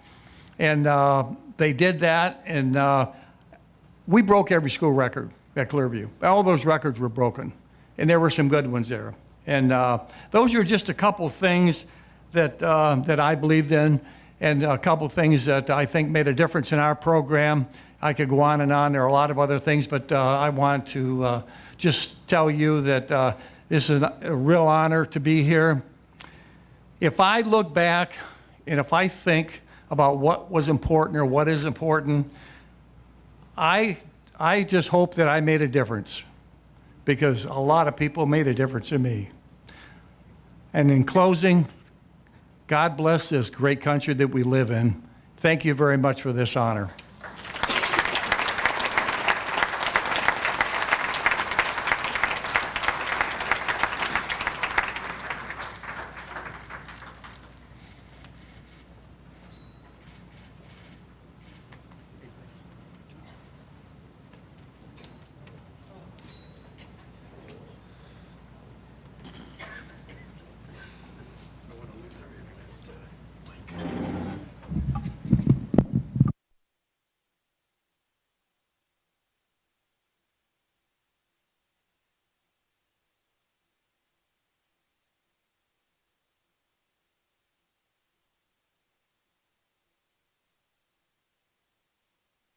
They might be a little bit nervous that it's on YouTube. Any numbers trickling in? Several hundred. Several hundred. Yeah, watching. Several 100,000, so don't be nervous. This is worldwide, folks. You know, it's going out all over the place. Now, when we started the night, I talked about nominations for somebody who deserves to be in the Lorain Sports Hall of Fame. Mrs. Ross, I think you deserve to be in the Lorain Sports Hall of Fame.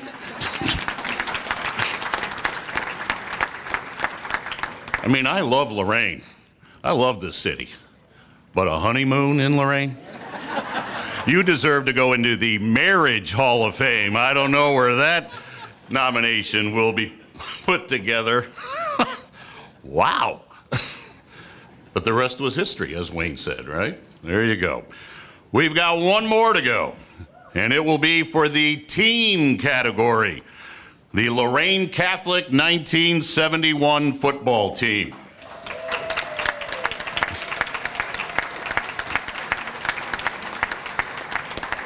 All right. I still got something to read here. So, now the late 60s and early 70s were the golden years for the Irish and the Spartans. The transition from the Fighting Irish of Lorain St. Mary's to the Spartans of Lorain Catholic began in 1969. Coach Tim Rose set forth the challenge to continue the tradition of excellence that had been established at St. Mary High School.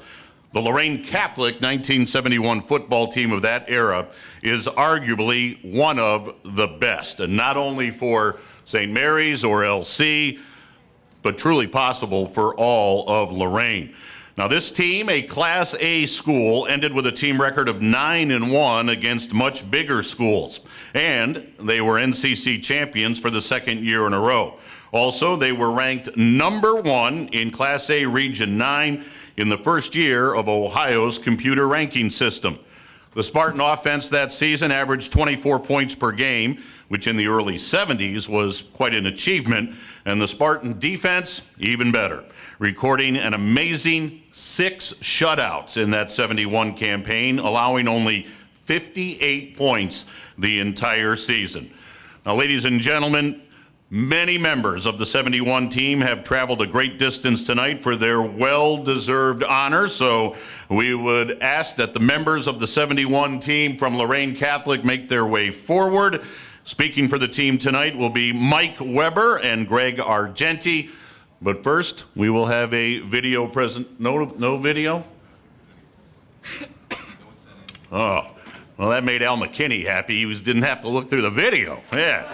So let's bring all the members of that 71 Spartan team forward. And again, speaking for the team will be Mike Weber and Greg Argenti. As we welcome to the Lorain Sports Hall of Fame, the 1971 Lorain Catholic High School football team.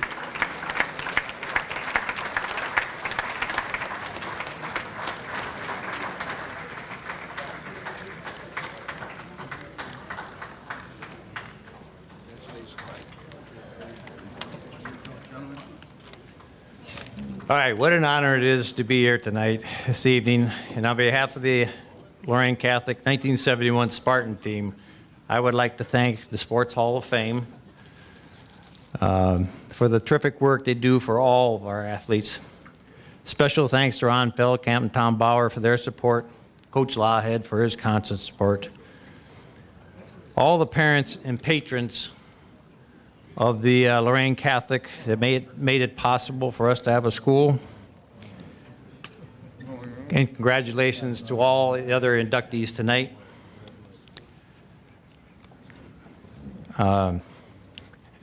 Everybody's okay? All right.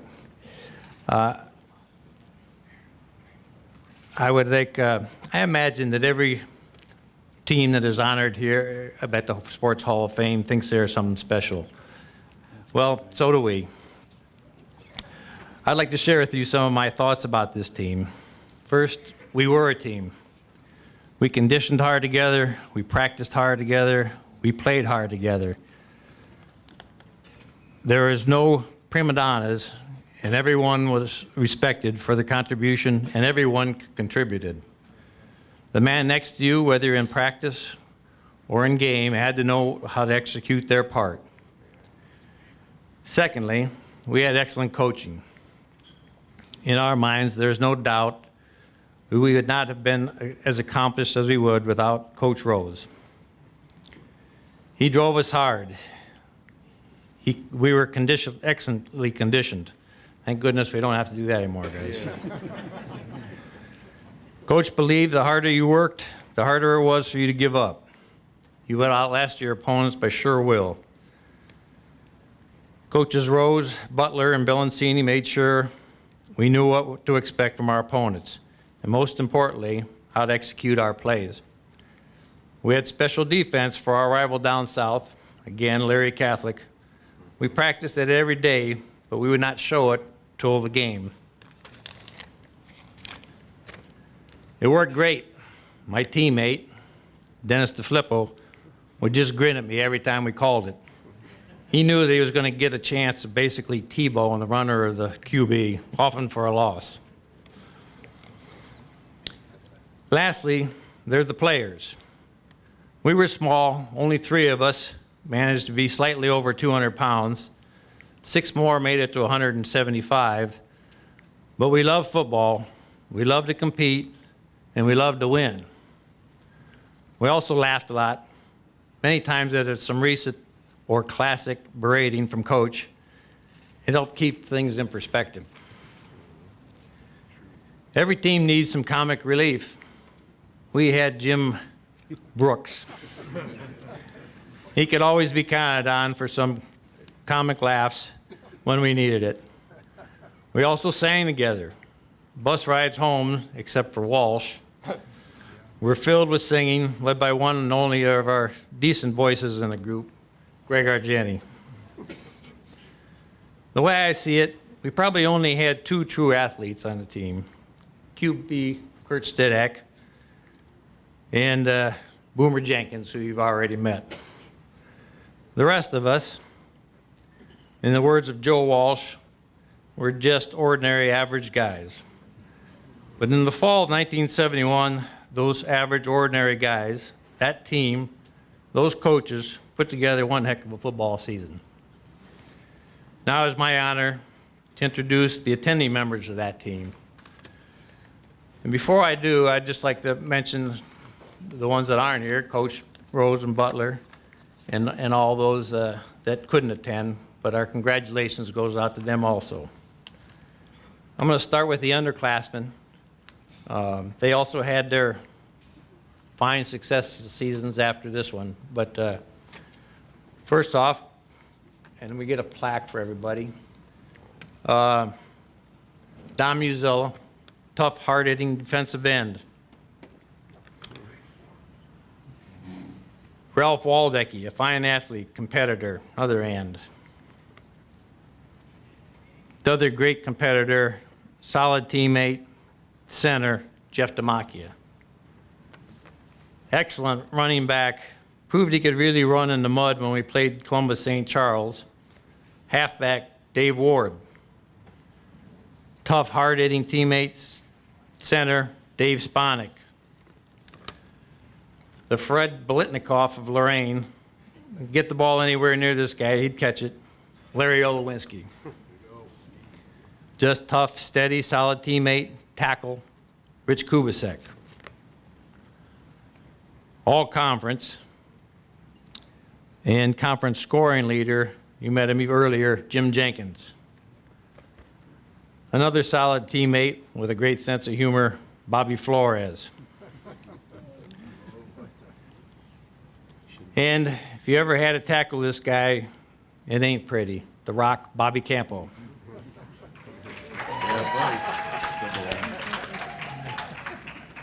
And now the seniors, or the last class of the original St. Mary's. Honorable mention, all conference, trapping and sweep specialist, extra point kicker, vocals leader, Greg Argeni. All conference, all county, comic relief, harder position in football to play, center, Jim Brooks. Hard-hitting special teams leader, couldn't ask for a better teammate, guard, Jim Callahan. All conference, all county, first team Northeast District, second team All Ohio, only two-way starter, Mr. Football, Dennis DeFlippo. All conference, honorable mention, all county, our star, which is offensive award leader, and highest percentage blocking on our team, tackle John Gillis. All conference, first team all Northeast Ohio, Northeast District, third team all Ohio. Our kick, punt return specialist and safety, Dan McBride. All conference, all county, first team Northeast District, honorable mention all Ohio, our offensive field general, Kurt Stidek.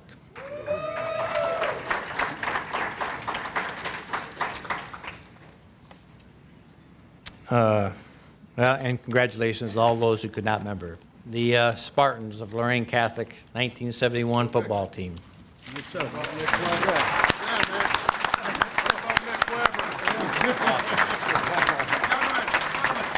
all the plaques over here in no particular order. So if you come on over here and somebody on the team who knows everybody, maybe you can hand them out. Okay? Help as much as I can.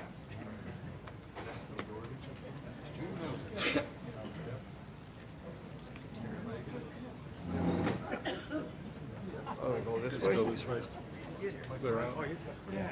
Where's the mic? I thought you were talking. Are you talking? No. Go ahead, guys. Go ahead. Yeah. Brooks. Jim. Brooks, look at yourself. So, ladies and gentlemen, as they pass out the plaques to the 1971 Lorain Catholic High School football team, first of all, one more time, a great big round of applause for this Spartan squad.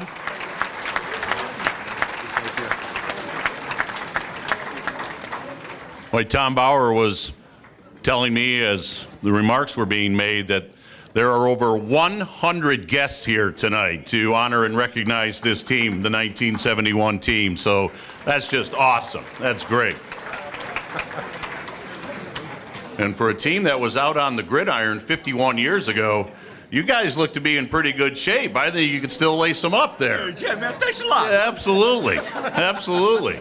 Like strap it up. Here, give me that. Is this me?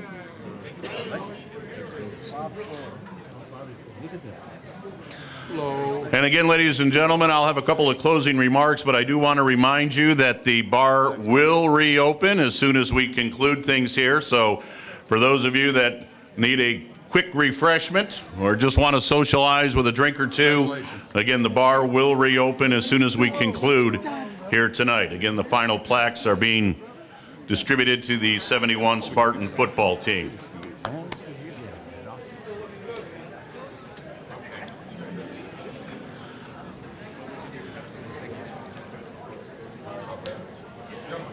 So, ladies and gentlemen, before we conclude tonight, I just want to say, first of all, thanks again to the Lorain Sports Hall of Fame Committee for having me serve as the Master of Ceremonies here this evening. It is an incredibly special night, and to hear the stories and to just see the passion of everybody here at the front of the hall tonight was really inspiring. And it's amazing that when you hear of the exploits of these great athletes, whether it was on a volleyball court or a football field or a wrestling mat or a soccer field, whatever it may be, the one common thread amongst all of them, no matter what the sport, was the passion that they had for their sport, but also the support that they got from their family and from the great city of Lorain. And as I mentioned earlier, whether you're a Spartan or a Clipper, a Saint, an Admiral, a Titan, a Steelman, doesn't really matter. Everything comes together on this very, very special night. So I want to thank you all for having me here. I mentioned last week at the Elyria Sports Hall of Fame, and I'll say it again here tonight before I turn it over to Tom Bauer. I have I think, one of the greatest jobs in the world in being the radio play-by-play voice of the Cleveland Cavaliers. But that being said, there is nothing, and I mean absolutely nothing, that compares with covering high school sports. I now get to call games in Madison Square Garden and the TD Garden up in Boston, the Staples Center, or whatever they call it now in Los Angeles. It doesn't matter where I am. I love those nights. But I look back, as Wayne Ross mentioned in his comments, and as Dwight Perry was quoted in his comments about the high school days. And I love calling high school sports. I mentioned earlier, I was out at the pipe yard today calling high school baseball for Lorain High. I have unbelievable memories of being at Southview High School in that gym, at George Daniel Field, at the Shot Palace in Lorain, at the old Spartan gym at Lorain Catholic High School. That's what sports is all about.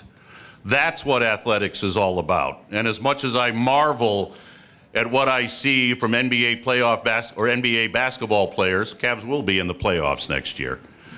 But as much as I marvel at what they do, it's the high school athletes that truly make sports so incredible.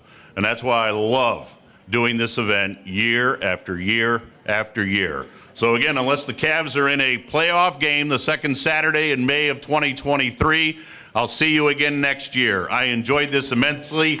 And now let's bring back to the microphone Tom Bauer. Thank you very much, Tim. We want you back next year, but I'm kind of hoping we got to work on a plan B. We're rooting for the Cavs. One other thing, real quick. There's name plates at the table. If anyone wants to take any for a souvenir, memorabilia, do so please. Name plates, take what you need. Programs, read them and honor our advertisers. That's how we make the money to put on the programs. Thank you very much. I'd like to bring up Jim Turton one more time for the President's statement.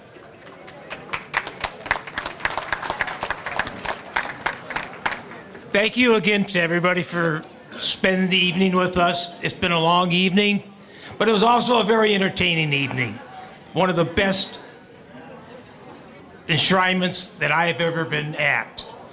I'd like to take a minute to thank Cliff and his staff for being such a great host. And to put this thing together is a lot of work. And the guy that I really admire, though he had a lot of help and there's a lot of people that contributed, is Tom Bauer. Give Tom a big hand, please.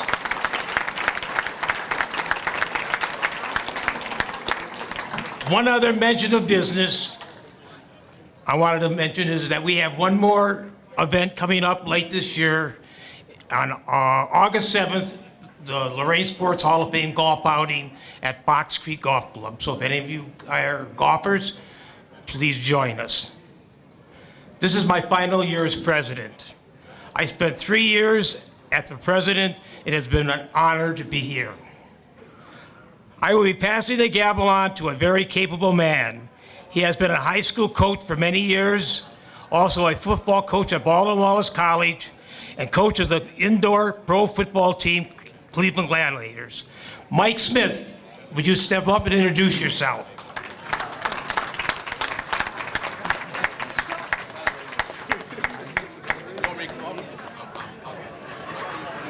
Okay, all right. Okay.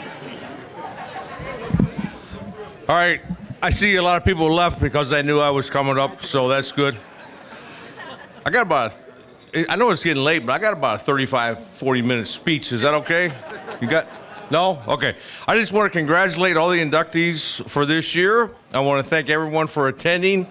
And Jim took my line about the golf outing. So the golf outing's August 7th, the first Sunday in August. So thanks for coming. I'll now introduce you or reintroduce you to Tom Bauer. One last thing.